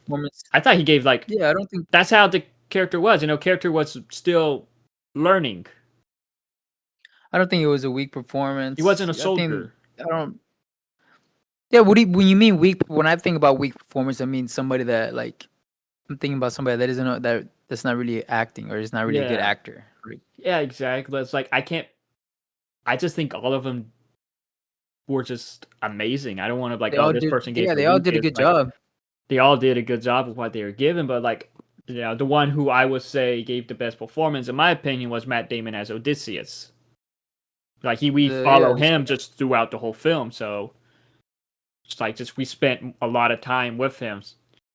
But of course, Anne Hathaway as Penelope was powerful. She gave a powerful performance, in my opinion. And another actor who I've seen get a lot of praise, who people argue that he gives the best performance, and I can understand why, was John Leguizamo, who was the blind guy. Sid, the sloth. Sid's the sloth. Which he did good, an amazing performance, for sure. Yeah, he did a good job too. Doesn't it say? Maybe, yeah. I don't think anybody was a weak character or a weak part of the movie. There was some I don't understand. I don't understand. There's a lot of stuff. I don't know. I don't think there was any weak parts. Even the people that people online were upset about. Yeah. Elliot Page and Lupita Nyong'o. Ni- What's your last name? Nyong'o, I think. Nyong'o? Netanyahu? Lupita Nyong'o. Lupita. Well, anyways, she was even her they all did good, but they didn't even get that much time. No, there was just probably John Berthal. He was probably my weakest performance. Because I was waiting for him to tell me something, and he never did. So people didn't like Tom. People were saying Tom Holland gave the weakest, even because the character was weak. I feel and it's this is definitely his best role besides Spider-Man. It's I feel this kind of just shows more to him besides just being Spider-Man, because some of the roles he had after this, for some of those films that he did at trying to break away from Spider-Man, we saw him in The Devil All the Time, Cherry, and he did that. Yeah, which is the one where he was getting back shots. That was an Apple series, The Crowded Room. I was going to mention. Did you watch that? No, I didn't. I was going to joke, and then there was that series where he was getting back shots. But you beat me to it. Yeah, what was that about, man? I don't know. But it's he's trying to prove his skills and all that, and I do feel that this. I don't think he has to try to prove that hard. Yeah, some actors. He's a good actor. Some actors do. Some actors, they only think about that Oscar, like Timothée Chalamet, for example. You think he's gonna get it? Tom Holland? Chalamet. No. Who's the youngest actor to get an Oscar, you think? Not with that mindset. Well, Leonardo DiCaprio was doing the same thing. Yeah, look how long it took him. Yeah, who's the youngest actor you would have to say? Because you have to be a little veteran to get an Oscar. Win an Oscar or to be nominated? To win. Nominated, I feel like every actor usually gets nominated at one point. I think at 16, Haley Steinfeld got Didn't Ryan Gosling win an Oscar? Gosling never won an Oscar. For Barbie? He got an Oscar for Best Original Song for Ken. I don't know. Or was that a Grammy? He won a Grammy or something like that. It was for sure. They won a big award, and his face was like so surprised. Like, really? Oh, okay. I could have sworn it was an Oscar for Best Original Soundtrack. No, it wasn't an Oscar. Youngest actor, because Tatum O'Neal has an Oscar. Yeah, Tatum O'Neal is the youngest actor to win an Oscar, earning at the age of 10. What did he win it for? Paper Moon in 1974. With Anna Paquin, we know her. She was the original Rogue in the original X-Men films. She won Best Supporting Actress at age 11 for The Piano, 1993, at the 66 Academy Awards. And before that was Patty Duke winning Best Supporting Actress at 16 years old for The Miracle Worker. And this was in 1960. So the point we're trying to make is it's going to take a long time. And, this is building up his resume. But he's like the first Spider-Man actor, like kind of doing... No, Andrew did a lot of films after. A lot of dramatic films, I want to say, because he had Hacksaw. It's like with Andrew, like Hacksaw Ridge. Hacksaw Ridge, yeah, like what Andrew did after Spider-Man. That was a good one. And like, this is what a lot of actors do, because Robert Pattinson was doing the same thing. After he did the Twilight films, it's a lot of actors after they would do like a franchise, they kind of like don't sign on to automatically. There are studios like sign on to this franchise, and like what Robert Pattinson was doing after Twilight was he was only picking like these very weird, interesting roles. And I think Andrew was kind of like doing the same thing too, like not trying to do these big budget films, looking for like some of these very interesting roles, probably challenging like how Hacksaw Ridge was for him, but also he did before Hacksaw Ridge, he did a movie with Andrew Garfield. He did a movie with Martin Scorsese. So what movie was that? It was a movie about monks. I can't remember the name of it. Oh, he was like in the water. It had Adam Driver. He has long hair and a beard. I think might have had Liam Neeson. They're like on. I remember there's a scene of them like on crosses, I think, or something in the water. Maybe I have not seen anything. You haven't seen the movie? I never seen the movie yet. I've been wanting to, but I don't want to spend like 4 hours watching a movie from Scorsese. Is it 4? It's probably 3 hours or 2 hours. I got a funny story with the Irishman. I don't know if I should say it on the podcast. Yeah, you can edit it. You can edit it out. I think this could be funny. So, watching the Irishman, I had to sit. So I was running. I would be in the bathroom for 30 minutes. A lot. And when I come out, it feels like I didn't miss anything with the film. Damn, you didn't pause the movie? My parents, I was watching it with my parents, so they kept on watching it. Well, my dad was. I think my mom fell asleep, and that was like the only time I watched it. That's crazy. My dad fell asleep when we watched it. Can't blame I watched it I think I watched it 3 times. Twice, once by myself, once with my dad, and then a third time just on YouTube Shorts. Okay, how many times did you watch RRR? Because that was a long movie. I watched that 3 times, 2 times, 2 or 3 times. Because we watched it here. Our first time we watched it together. It was randomly. And then I watched it again with my dad. Well, because I was hearing all this praise about RRR is the best movie ever. It's on Netflix. I saw that. We kept saying that RRR is the best movie ever. It's on Netflix, and you guys should watch it. So Brandon and we were hanging out at Brandon's let's put it on, whatever. Oh, Gus was so pissed off that we put on a 3-hour movie. I don't blame him. It was super long, and I think he had to do something in the morning, but he didn't. But he was just there he doesn't live that close to you, so it was a good 20 minutes. That's just at that, and especially with the time we left, it was probably 10 minutes for him to get home. So yeah, I was like, oh man, this is a long movie, but it was like if we don't like him, we can always take it off. But then we got hooked to it. Me and you got. But this isn't a review for the RRR. No, we were just. This is saying that we're going down memory lane. Tom Holland. Yeah, sorry. But like with Tom Holland. What do you think so far? Do you think he's been like doing a lot of good stuff after Spider-Man? Do you think he's, I guess, proven that he could do more than Spider-Man?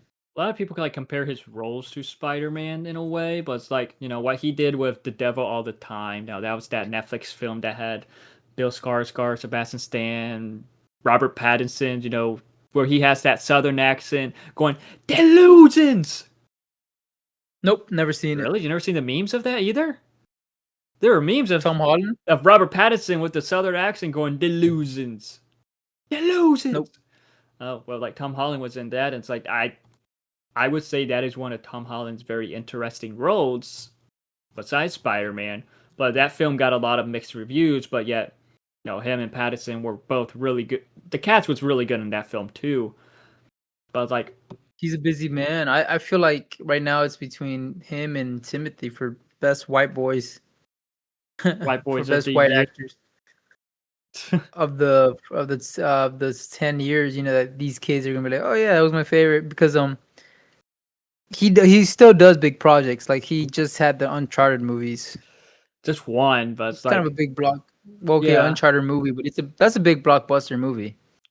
And then now the Odyssey. Odyssey is also a big blockbuster movie. So he's doing. I like that he's doing both. He's not just trying to do like just artsy stuff.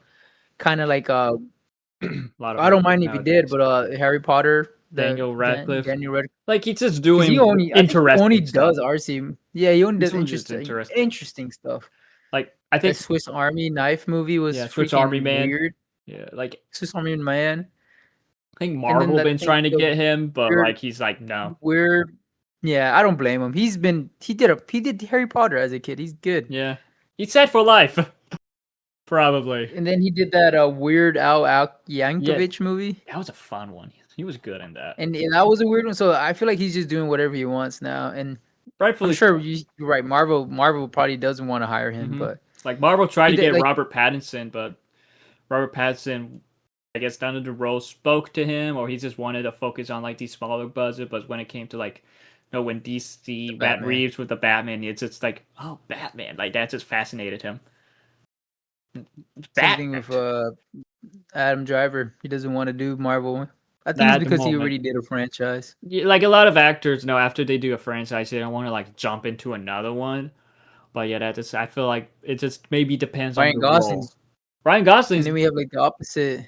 Like at first, Ryan Gosling's he's never done franchises. He never wanted to do a franchise, but yet until when it came to but yeah, he's part of, will be part of two of the biggest franchises because Star Wars Starfighter, that's not out yet, but that's done filming. But they're probably going to have to do reshoots soon.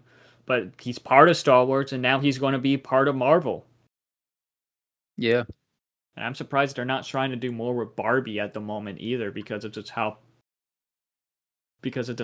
popular the film was. I don't think they want to do. Probably don't want to do a franchise. They probably do a sequel, but not a franchise. Blade. Yeah. Blade is like maybe the closest thing he's ever done to a franchise. Ooh. Blade Runner. Oh yeah, Blade Runner. It's like not really a franchise though. It's becoming of no, that was the second film, and then now they're doing a TV series, a Blade Runner TV series now, so it's slowly becoming a bigger franchise, but not as big compared to what it could be, I feel like. We should probably get back to talking about the Odyssey, though. Yeah, it's back to the Odyssey. So I just guess, before I guess we move on from the actors and all that, who is the one actor, in your opinion, that gave the best performance, that stood out the most? I guess besides Matt Damon, the one that stood out the most, I'm bad with these names, but the Indian guy that was the right-hand man to Matt Damon. Yes. Matt Damon probably gave. That's kind of unfair to me because he has more to show. Yeah, but the Indian guy, he did. He was a huge standout. I know who you're talking about. Yeah. I don't know how to say the Robert Pattinson. Name. It's funny. Yeah. Someone get these beggars out of here. Yeah, I barely saw him. For me, it was for sure that I feel bad just calling him the Indian guy. He's not. I don't even know he's Indian. Himesh Patel. It's the actor's name. Patel. But I don't Yeah, know. so Patel gave a really good job. Irolosius. I don't know how to say the character name. Right hand man. The That's right what I'm hand gonna man. say. Sure. Second in command. He's But the second in command. There we go. uh, let's get more into the Odyssey. Did you or the actual story itself? Were you like familiar at all with the Odyssey before watching this, or did you know anything of it? Kind of like. I'm sure we all knew what we knew from high school, but there are some I knew very scenes little from that high the only school. thing I knew. Yeah, I was gonna say the only thing I knew was like the Cyclops. I Yeah. didn't know Odyssey was part of the Trojan War. I remember a little. Like I remember like no my. English 1 class my freshman year of high school. In those thick ass literature books, we read a little bit of the Cyclops part. And I remember the backstory was this is Odysseus' journey from after the Battle of Troy.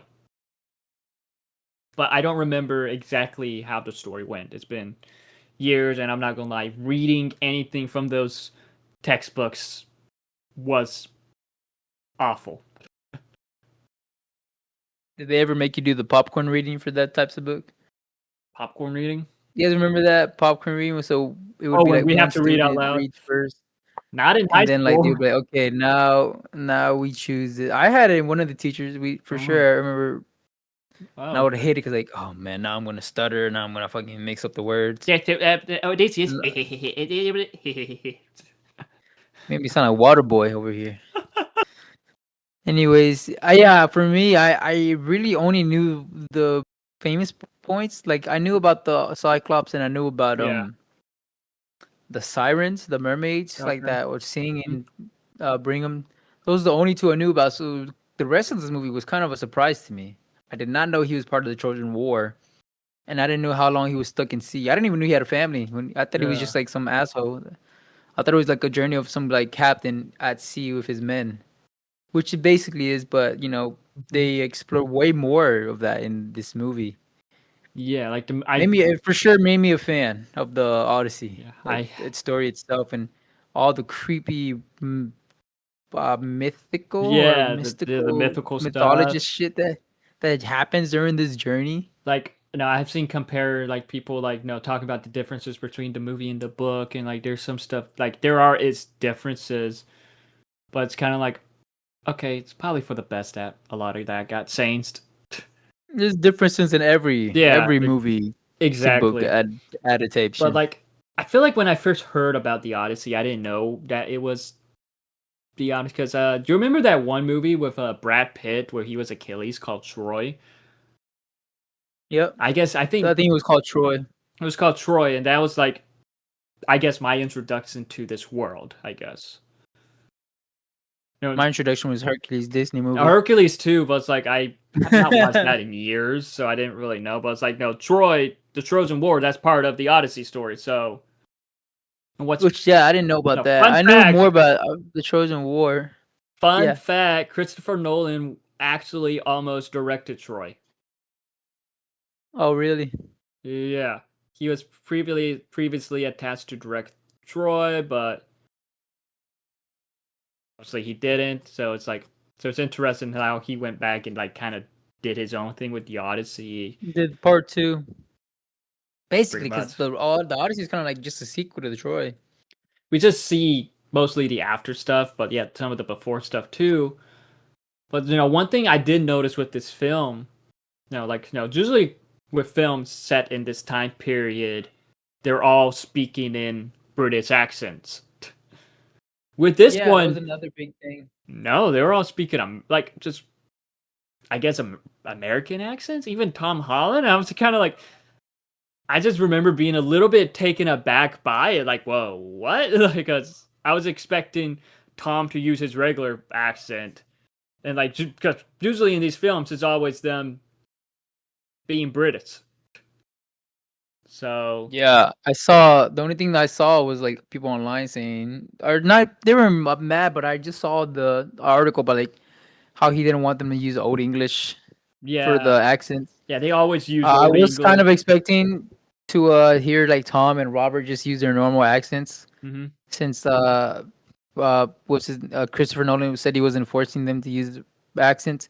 Yeah, but I guess it wouldn't make sense if Tom Holland used his if Yeah. if his mom and dad spoke like with American accents and then their kid just has a British accent, this would be like Stewie from Family Guy, you know.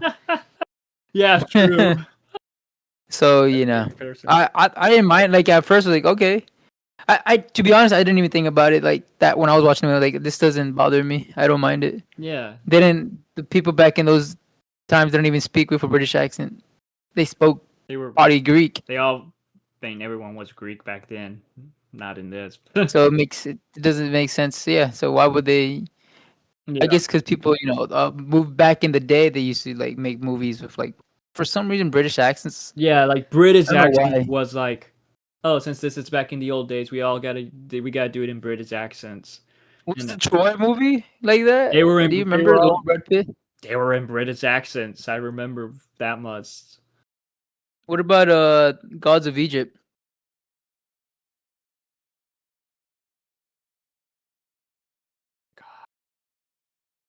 Which I one don't was remember. that? It's all right. Which one was that Gods one? of Egypt. I That's where they had the white people play Egyptians. Oh, I did.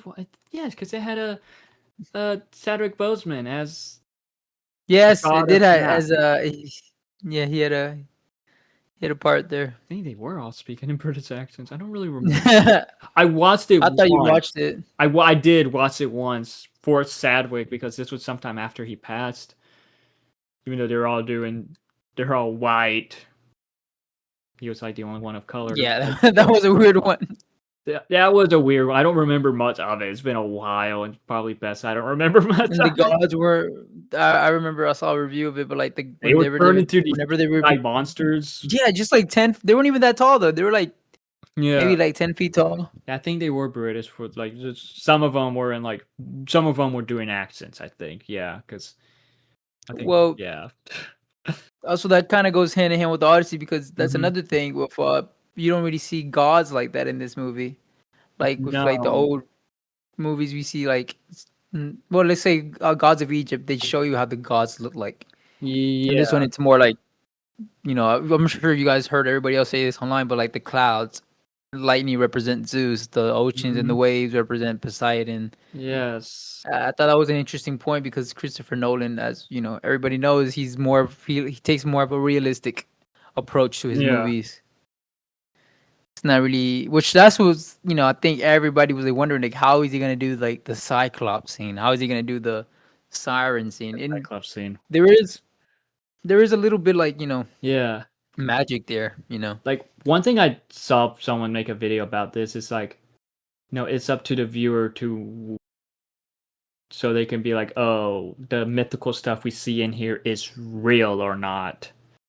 But yet Yeah, I it didn't saw really like make people sense because saying like why would it be fake? Because like how did Circe turn Odysseus' men into pigs, or like how did they travel to like what the edge of the underworld and talk to the dead like that? It's like how could that be fake? Like I I can understand saw Athena yeah. because that could be like survivor's guilt, her like hallucinations of that, but it's like when it comes to like that other stuff, it's like that doesn't make sense on how that can be like fake. Like how Have you ever seen the movie Life of Pi?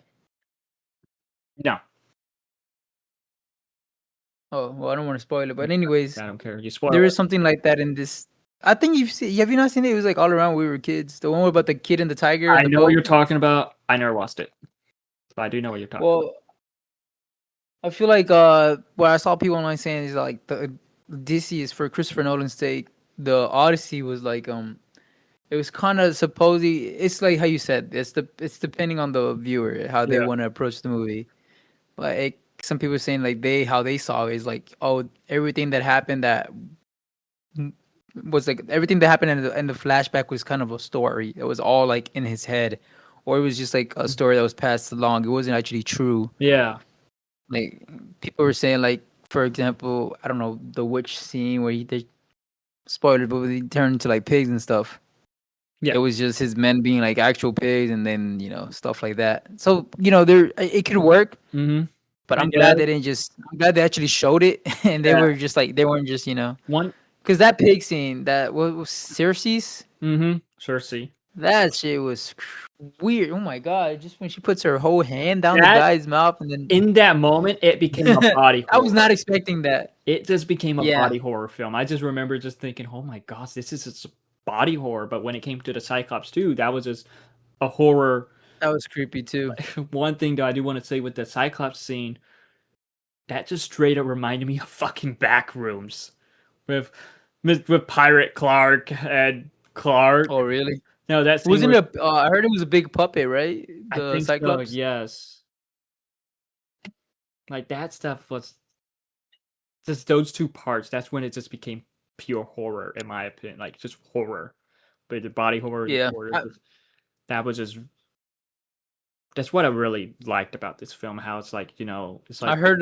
kind of a Yeah, I self-discovery, heard. a fantasy Mhm. tale, but yet a war epic, but yet at the same time a horror film.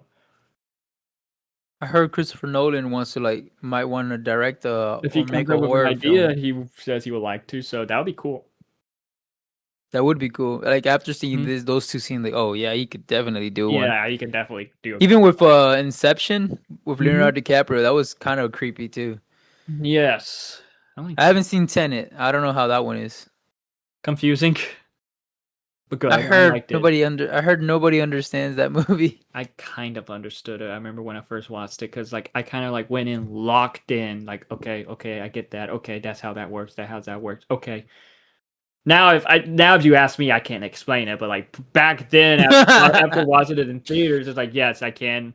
This, that. But no, it's been so long. It's like I don't remember. It's been a good while since I've seen it. So Yeah. So what was your favorite part of the Odyssey? Like, what was your favorite? I guess stop or part, just favorite part of the Odyssey.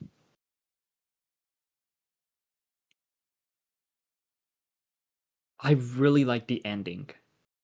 That final battle, that final The climax, action scene. that action scene in the end. But yeah, no, thinking about it, it's like, oh, the When he fights the Cyclops suitors or scene. when they leave. No, when he ties the bow and dong, Yeah. no fights. That was just epic, but at the same time, another scene comes to mind is the Cyclops scene. But yet before that, it's the Trojan War scene, seeing them crawl out slowly, because that was epic. This is one thing I saw someone talk about too, because when people are talking about stories of Odysseus, like John Bernthal, he's talking about from his perspective, the story of Odysseus and when they're in the Trojan War. You don't see the pendant that Penelope gives to Odysseus. Oh, really? So, but when Odysseus is talking what he remembers from his point of view, you see the pendant. Yeah. That's I just for noticed that. the pendant is just for the movie. That wasn't in the actual Odyssey. So that was super fascinating. So they probably were lying or maybe just making up some stuff. Sure, theories. Well, that's from their perspective. How people Yeah. experience stuff from their own perspectives. So it's it's true from John Bernthal's perspective, but it's maybe not from the Odysseus because stuff like that. What was your favorite scene? Or favorite part? Favorite stop? Oh. I don't know, man. That scene with the pigs really freaked me out. I think that's probably the one I think about all the time. It's fucked up. Another good scene that I think about is the ending, but not the fight scene, but when he's explaining to Penelope yeah. We were the men of the sea, and how he remembers the Trojan War, but he just sees all the violence his men cause, and you hear all the sad music and how they're just killing all these innocent people and pillaging all these innocent people. Yeah, for sure. The ending. Yeah, when you see him remembering the Trojan War and telling Penelope what happened. Yeah, that was And before how his men. before the climax. I feel Yeah, his men are the men of the sea, and how yes, they're just killing and pillaging all these innocent people. I'm Mhm. oh, that's that. That was that was kind of a tough damn.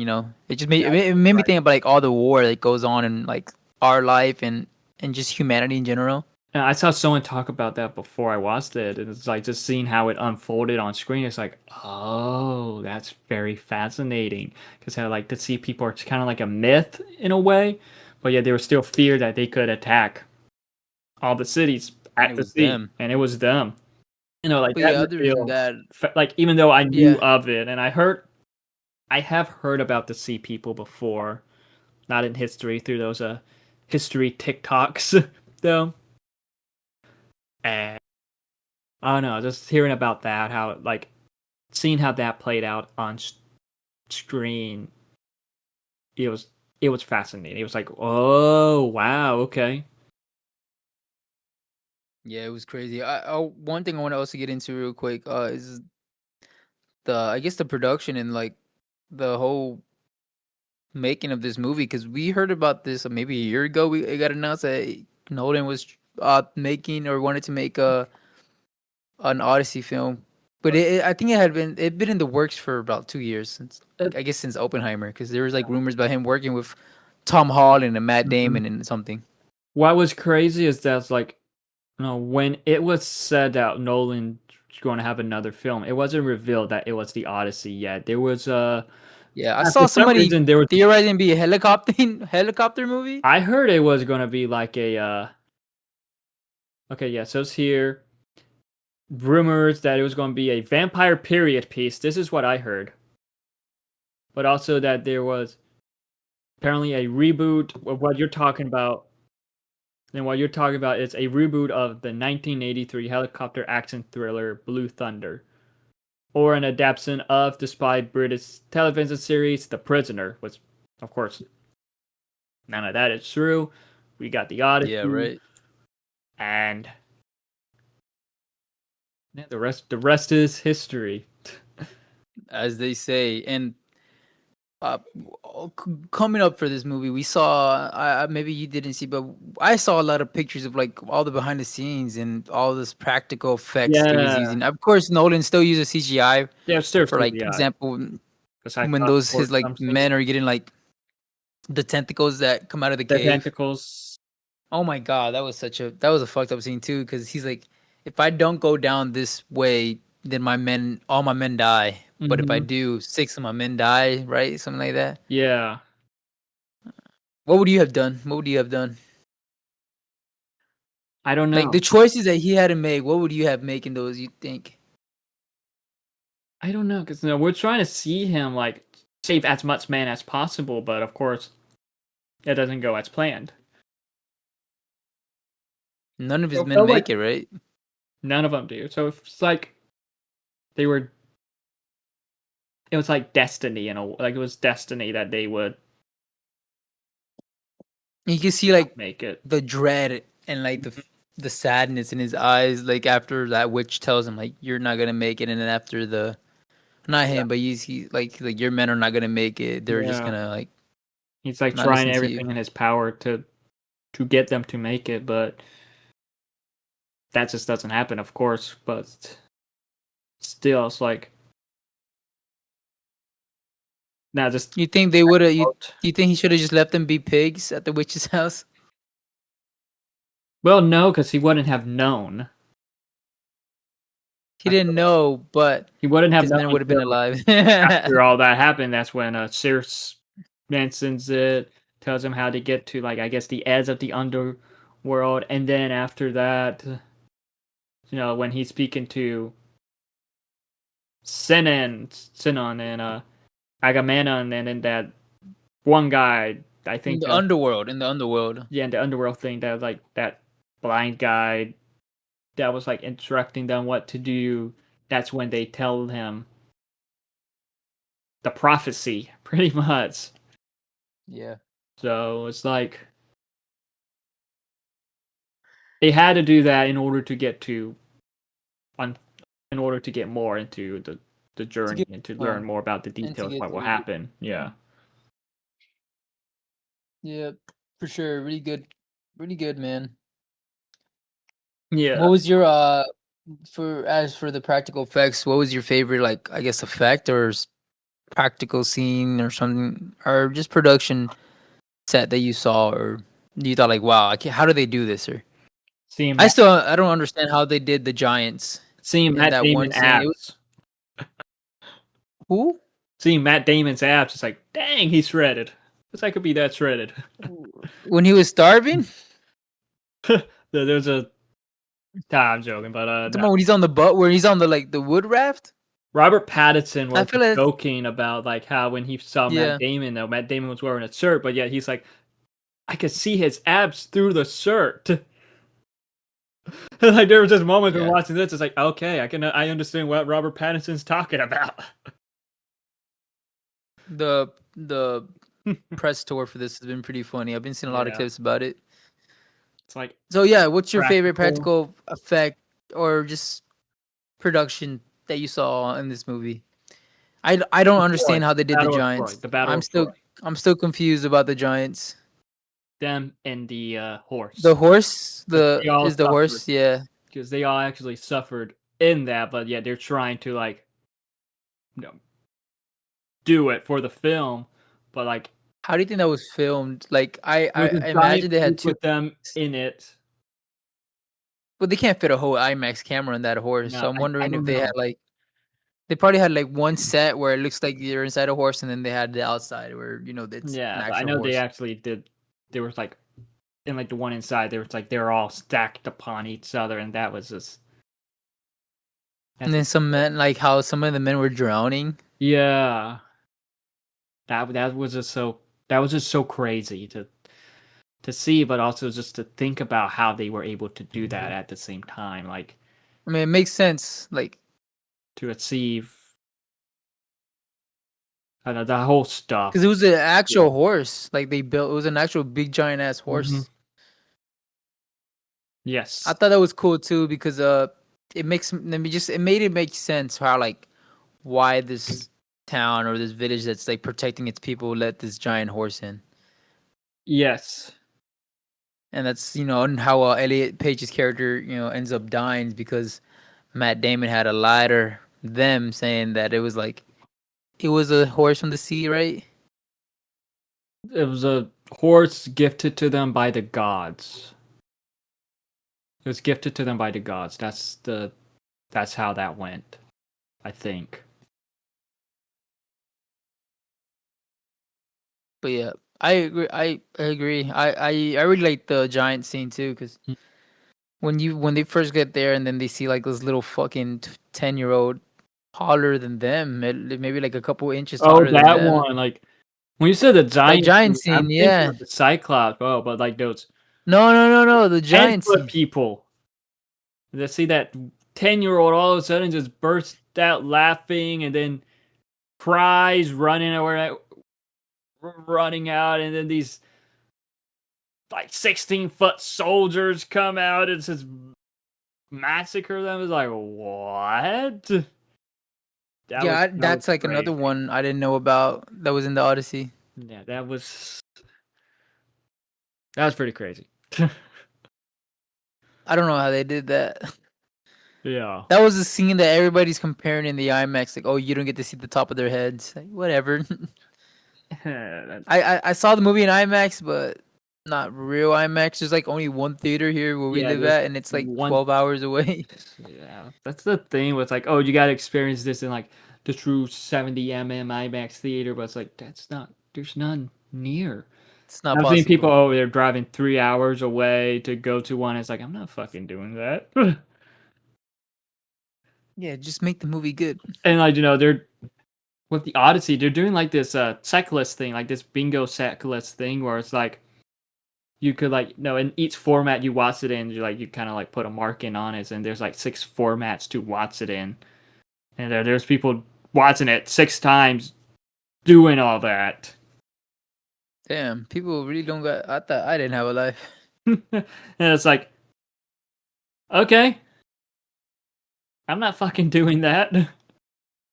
Yeah, that man has enough money. Because there's a IMAX 70 there's regular IMAX, there's Dolby, there's like the regular 70 theater, then there's 35 which I think that is regular screenings, and then there's The this standard. large premium large format. What's the IMAX in Orlando Point? That's just a really big IMAX, but it's not 70 mm. What's the difference? It's a really big IMAX though, but it's not 70 mm apparently.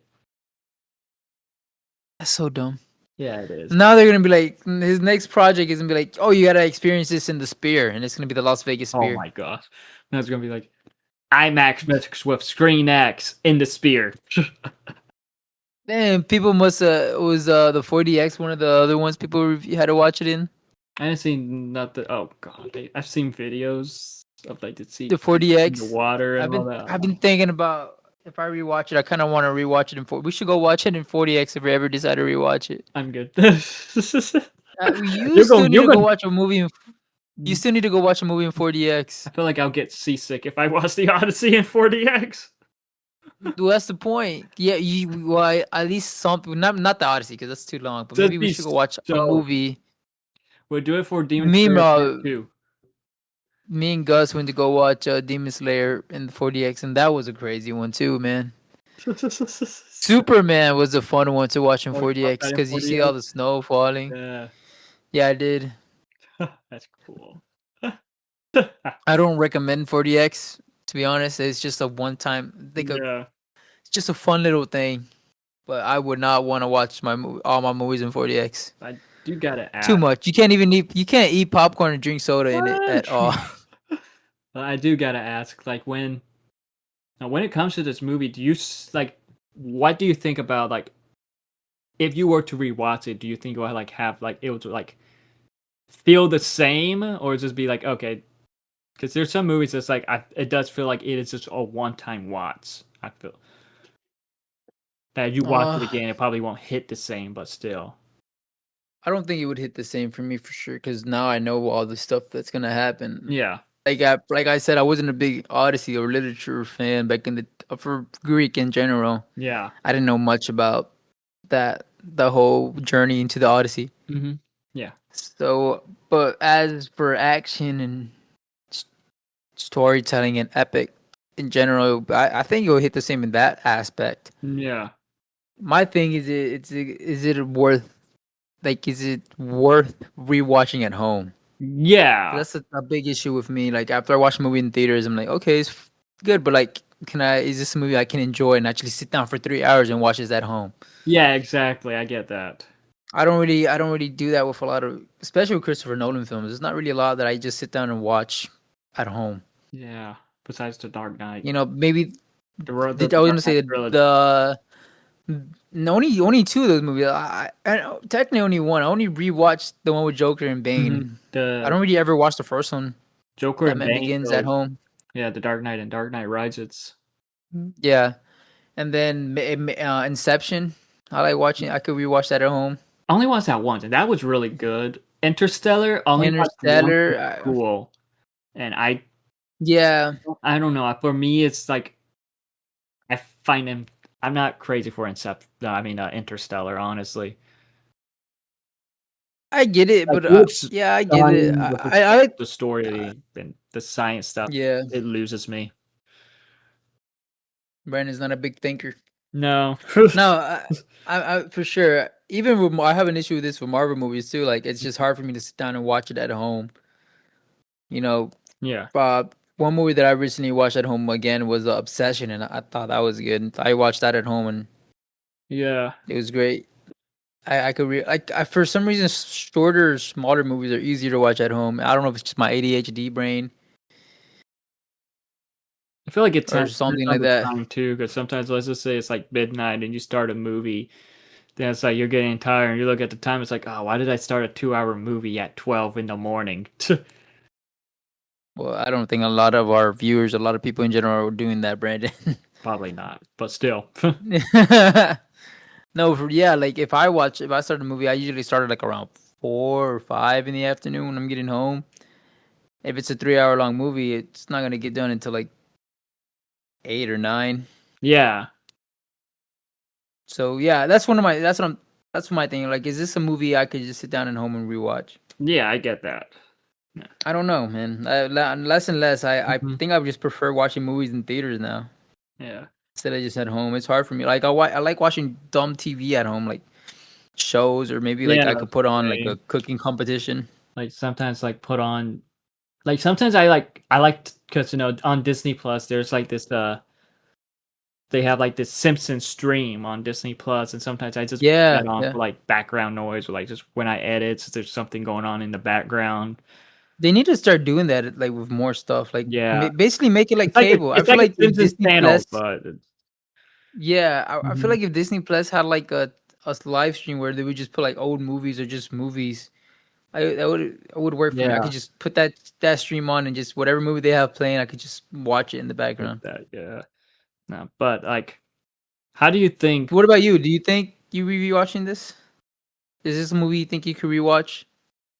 Yes, but at the same time, it's like I don't know, because after that, it's like, okay, that was epic, but it's like, would it be as epic? Watching it for a second time.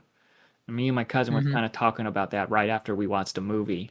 It's like, I don't know how it will be like a second time watching it if we would like have that same effect. There's only one way to find out. One way to find out, but it's like at the same time, it's like I don't want to be 3 hours in a movie theater. Did it feel long for you when you were watching it? Some parts, because it's like, because I really have to pee. Like, bruh, I kid you not, afterwards, it's like everyone was taking 20-minute pisses. Yeah, I think for us, we went to go watch it, and everybody ran to the nearest bathroom. And in my head, I'm like, okay, everybody's gonna go to this bathroom. Nobody's gonna go to the bathroom next to the exit, so I'm gonna run. I'm gonna go over there, and sure enough, nobody was in there. But as soon as I got in there, everybody started following me in there. Everyone was in there. Everybody started... My cousin went to like the furthest one. Oh, well, you no, you didn't go to Sinopolis. No. I don't know how y'all the one near us has like a couple bathrooms, but they're like spread out. I feel like when it like kind of like when it was with Matt Damon and with Odysseus and Calypso, those parts did kind of feel a bit lower compared to the rest of the movie. Before it went into the flashbacks of him remembering. Yeah, the beginning was kind of dragged out a little bit too. Mm-hmm. Did you like this better than Oppenheimer? I don't know. I kind of like Oppenheimer a bit more, but at the same time, it's like I think I need to I need to rewatch a lot of the Christopher Nolan films, because like my ranking that I did for Christopher Nolan films is from like 2020. Yeah, it's from like 2020 after I watched Tenet, because I watched like there are 3 Christopher Nolan films I have not seen yet, but it's like I ranked what I saw at the time, which was of course the Dark Knight trilogy, Interstellar, Inception, The Prestige, Dunkirk, and The Prestige is pretty good. I forgot that was his movie. Yeah, and then after watching Oppenheimer, I added it to the list, which at the time I did have Oppenheimer as my favorite. But really, I feel like I don't know, maybe because I wouldn't buy it. I kind of like Barbie more. I don't know, because like the performances in Oppenheimer was really good and what sold me. People are gonna hate me now. But hey, Barbie more than Oppenheimer? I don't blame you. I feel like Barbie was more what? They were both right next to each other in my year ranking for that. Yeah.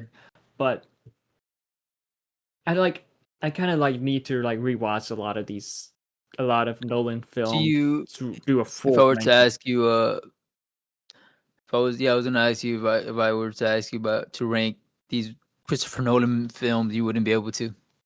I'll give you a super outdated ranking, but like, because I recently watched last year by the end of the year, I rewatched. How many movies does he have? So it's like they're kind of like scattered all around the list, and it's like I think he has like 13 now, because there's 3 that I haven't watched. Let's do a blind ranking. Okay. Don't look it up. Don't look up your list. No. I'll do 5 since there's 13. Okay. I have not watched films. I have not watched. Yeah, which ones have you watched yet? I have not watched The Following, Memento, and Insomnia. I have not watched those 3. Those are the only 3 I haven't seen. The Following, Memento, and Insomnia. Mm-hmm. All right. Was Dunkirk one of his movies? Yes. I watched that one in IMAX, so like opening weekend with my parents. All right. Well, let's start off with Dunkirk. And this is only 5. You can only do 5. Okay, so Dunkirk. Wait, You have a paper and let's do pencil? like an intro. Let's do like an intro for this. All right. How should I say it? All right, Brandon. Okay. I'm gonna give you 5. You have a paper and pencil, or at least notes. You can write it down. Yeah, but right. I have my iPad here. All right. Let me know when you're ready. Then I'm gonna put up the list real quick. All right, Brandon. I'm gonna give you these 5 Christopher Nolan films, and you have to blindly rank them from your most favorite to your least favorite, 1 through 5. Are you ready? All right, let's do this. All right. Let's start off with Dunkirk. Dunkirk. 4.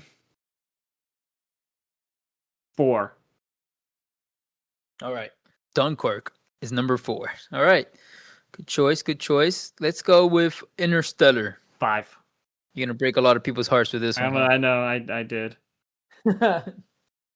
I did. Sorry. All right. Now let's go with The Odyssey, new one that just came out. What do you put that one at? 2. 2. Okay. I'm trying not to be recency bias, but I would say 2. And now we're gonna go with The Prestige. 3. 3. 3. That was a really good one. Yes. So you have one more, right? Yes. We This have is 2 my more. number 1 place. Your number, and for Brandon's number 1 is Batman Begins. I can live with that. In the Batman trilogy, I guess. I feel like the Batman trilogy is just one big movie. Pretty much, I guess. So this is Brandon's list. You want to show what your list looks like, whatever. You can do it in editing or post, whatever. But yeah, that's Brandon's 1, list. Batman Begins. Number 2, The Odyssey. Number 3, The Prestige. Number 4, Dunkirk. And number 5, Interstellar.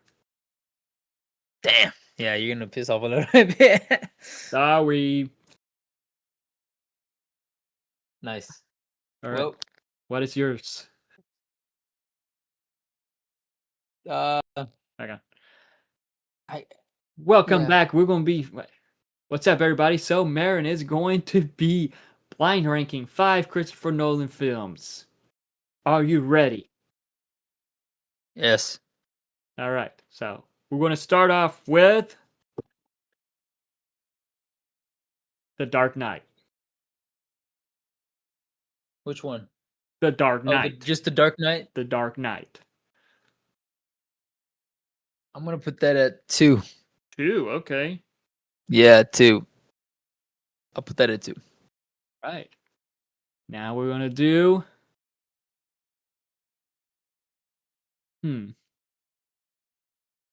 Inception. Mm.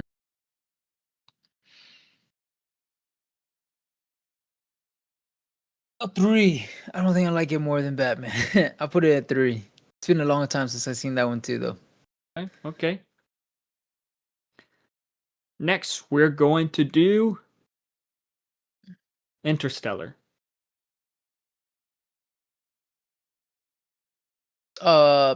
Man, dude, I'm gonna get hated on too now. I don't like it more than Batman though. God. 4. 4, okay. Sure, 4. I feel like there's one that I hate more than. I don't even hate him. Okay, yeah, go ahead. 4. All right. Next is Oppenheimer. Oppenheimer. Mm-hmm. Oh man. Yeah, the number 5. Everybody's. I'm gonna hate my number 5. I'll put Oppenheimer number 5. Oh dang. And that number So what's one, my number 1 is The Odyssey. It's okay. I think I would have switched the Odyssey with Batman. I think so. Yeah. Okay. But that's my list too. That's your list. Hey. I'm not upset, but I'm not happy.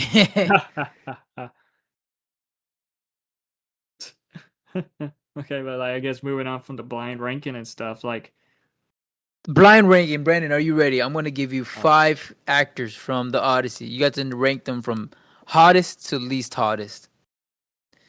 Starting off with Tom Holland. 3.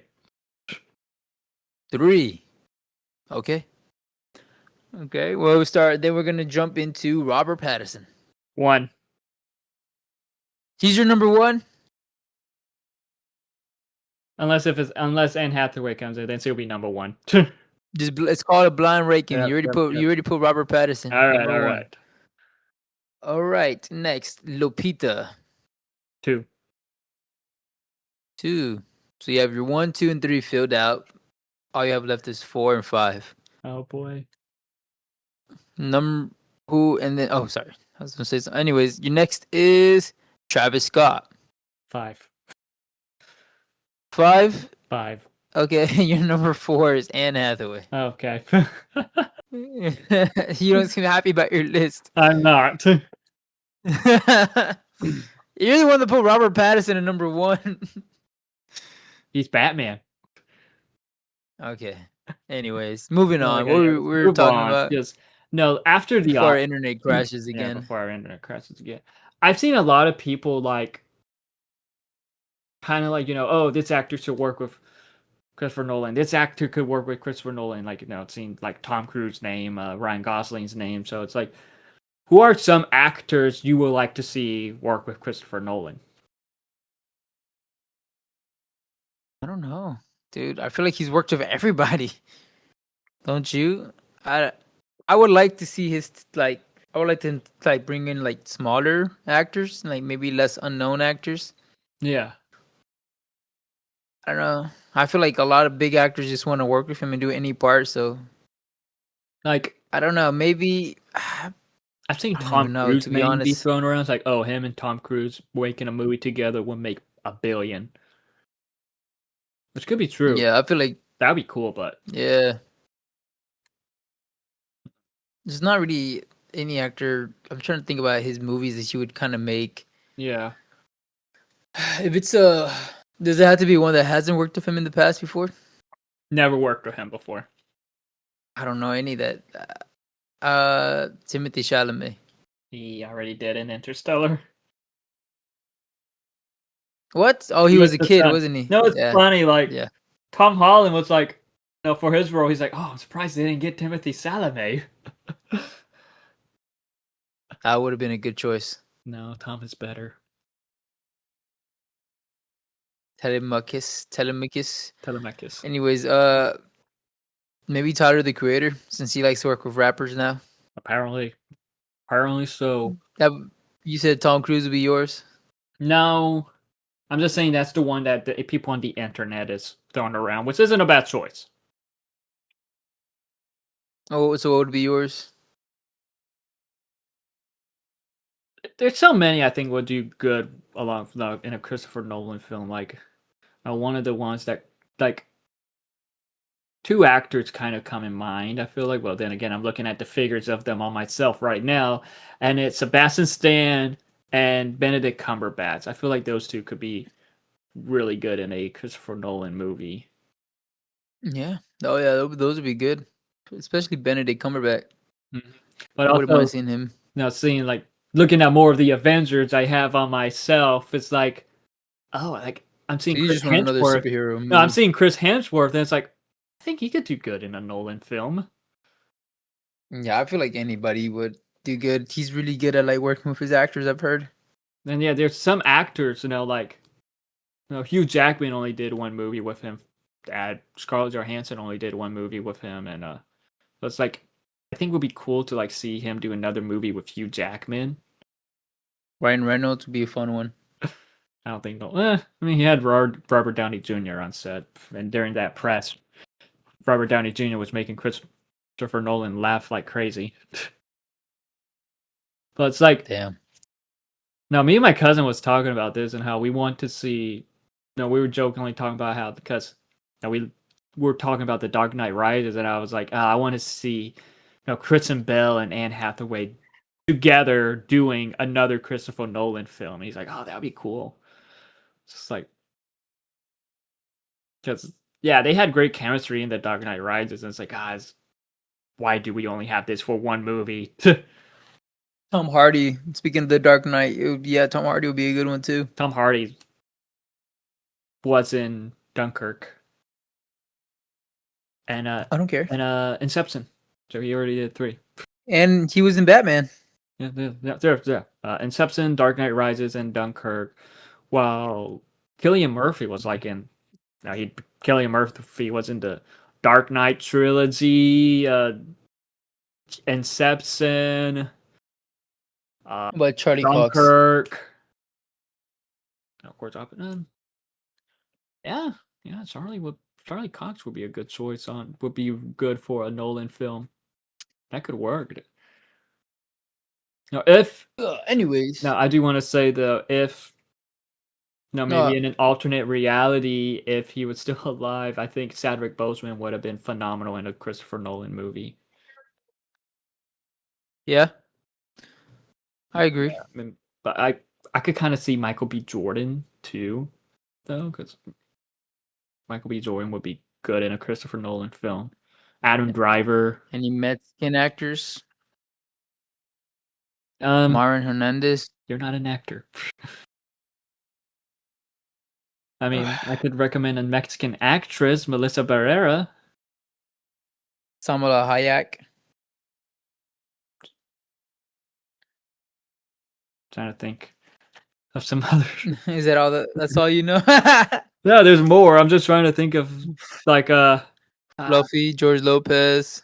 Who was Luis Guzman? That's who I'm trying to think of. What about the guy from the Blue Beetle? Oh yeah, Zolo. Oh yeah, I don't know. Girl from America Chavez. Yes, I don't know how to say her name, but yeah. Maybe. And you hate us. You might be... Sorry, I don't know their names either. El Chavo. That's who I would like to see him work with. Oh my gosh. Anyways, before we get off to another tangent, what would you be your final ranking and rating for this movie? My rate, okay. I give it like a 9.5, 5 out of 5, pretty much. No, 9.5 out of 10, 5 out of 5. Like, my burger rating, 5 out of 5. Like, this movie, it's definitely an epic to watch in theaters on the biggest screen possible. And it was just epic. It was amazing. It was like, just all of the performances stood out on its own. And just how everything looked on the big screen, how everything just looked in general on screen. The storytelling, how the mythical scenes. Like it just had a lot of just phenomenal moments, whether it was the Cyclops or like, but yet it does great at like blending genres together, from being like this kind of like a self-discovery lost journey to an epic war action film, and at times being a horror film. Now it does have its emotional, I agree, man, crazy moments, and for sure, it was just don't cry, bro. Beautiful. What about you? It was a good movie for sure, man. I agree. Man, to for sure watch it in theaters before. I feel like everybody has already. Fucking how much money he's making. Yeah, watch it in theaters before it gets out of theaters. Yeah. I'm gonna give it like for sure my 4.5 tacos. 0.5 extra hot sauce. Nice.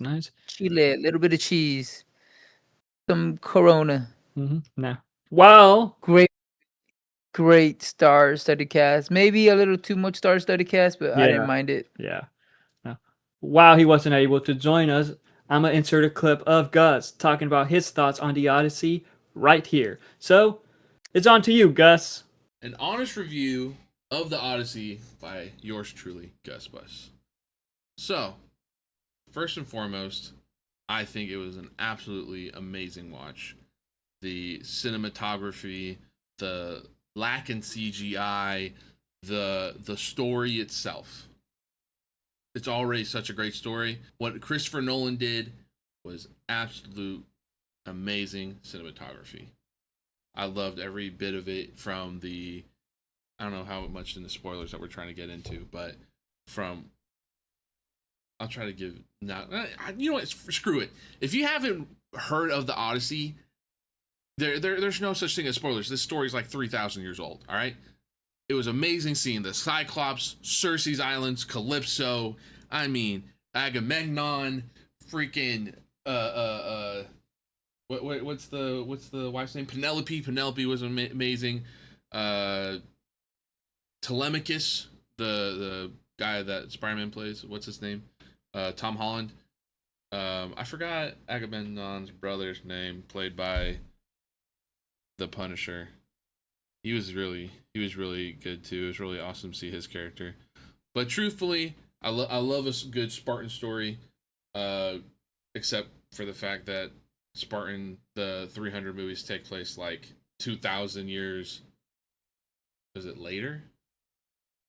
Yeah, because this is like 2 or 3,000 BC, while this is like 300 BC.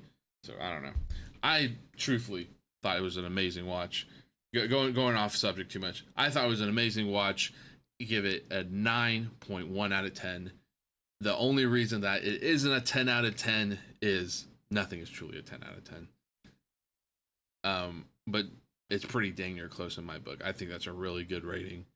I mean, just the pure imagination that Nolan had to use just to get some of these shots. I mean, with the Cyclops, just having someone play him and then actually building a giant sculpture for the shots that he wanted to build, to film in a certain angle, and then, oh my gosh, dude, and the animatronics with the Circe's Island scene, absolutely amazing. All the ocean scenes. I mean, thinking about like those guys rowing. Oh, the siren. I think that was really good. That was probably the best part of the whole movie, in my opinion.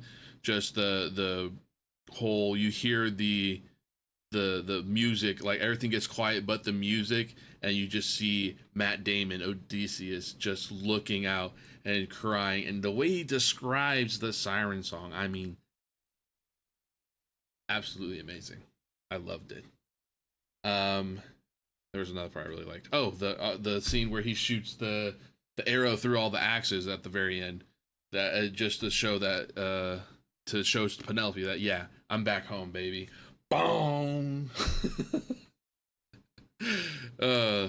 Honestly, what a great movie. If you haven't already, go watch The Odyssey. It's out in theaters still to this day. Spider-Man's out, and it's not in IMAX because of The Odyssey.